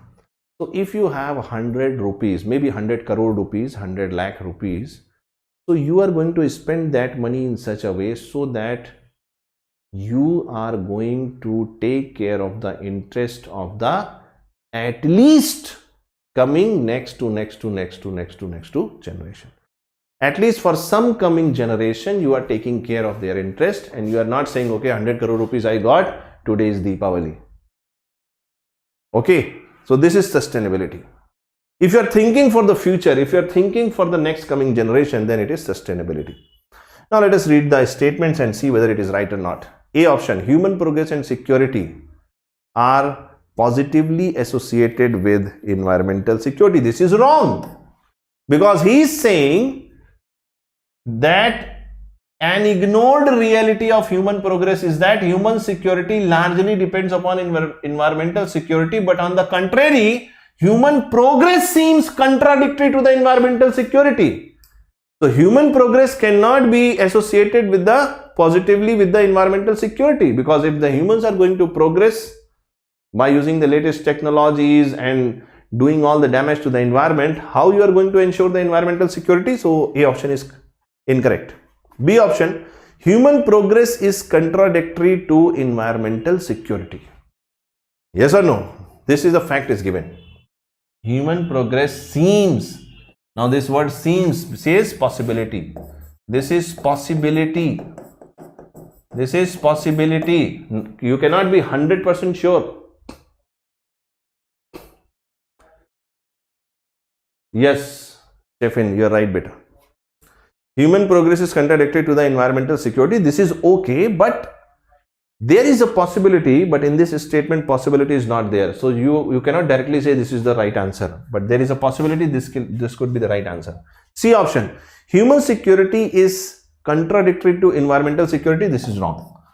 Human security and environmental security both are related, associated. D option, human progress depends upon environmental security. Listen very carefully. Human progress depends upon environmental security. Now he is giving you one information, that human progress depends upon environmental security, but do you think this information is given in the passage? This is how they are going to trap you in the examination. He is saying human progress depends upon the environmental security. Listen very carefully what he is saying. To keep up both at the required level is a challenge to be addressed by one and all. One of the ways to curb the climate change may be sustainable scientific innovations, while the other may be the Gandhian perspective on a small scale progress with focus on sustainability. Are you getting this? Now throughout this passage, even though you can infer this, Divya Jyoti, listen beta carefully. Okay, I am not arguing, I am trying to understand. I am trying to make you understand. I am not doing some argument with you. Okay, so even if you don't follow it, no problem. You can enjoy with your logic. What is the logic I am giving you? B option is saying human progress is contradictory to environmental security. Now there is a possibility. There is a possibility. What given in the paragraph or the statement is that human progress seems to be contradictory to the environmental security. Now to keep up both at the required level is a challenge to be addressed by one and all. Now one of the ways. Listen very carefully. We were trapped between options B and D, but now we have got the information that B option is saying human progress is contradictory to environmental security, but there is one option which is mentioned in the passage that with the help of suitable scientific innovation or with the Gandhian perspective, the human progress can be positively related with the environmental security. Everybody is getting that? So now you can say that this is going to be the correct statement. Human progress depends upon environmental security. Everybody just tell me, are you able to follow this? This is how you are going to analyze. This is how you are going to analyze the situation given. Everybody just tell me. So friends, this is all from my side. We have some questions, but this question you can take. This question you can take as a part of your assignment. Take it as your homework. Do this question and comment your answer in the comment box, in this video, in the comment section. You comment your answer.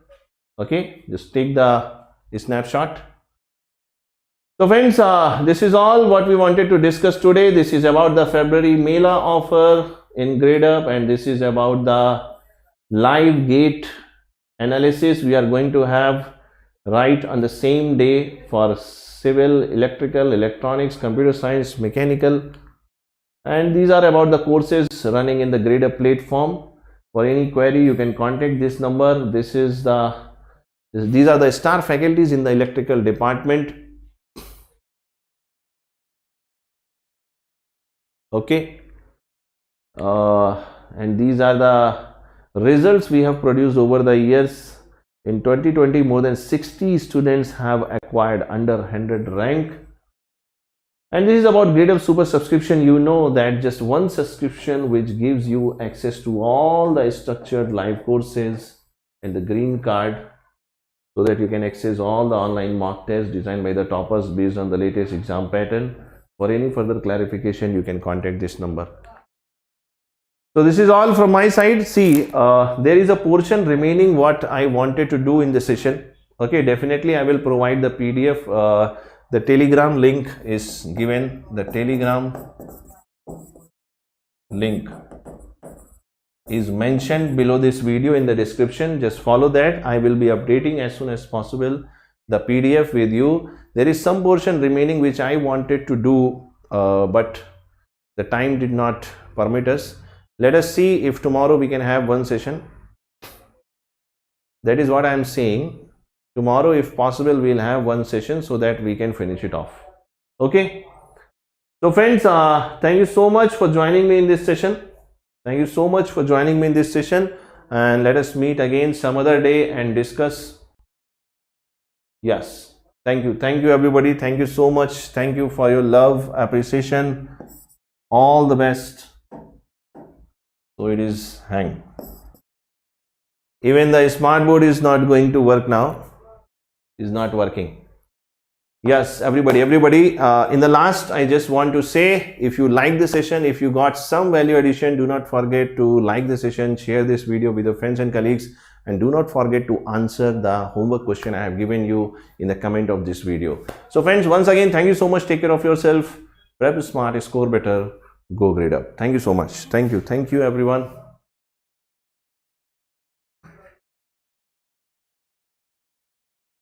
Thank you everyone. Thank you so much for your love, support.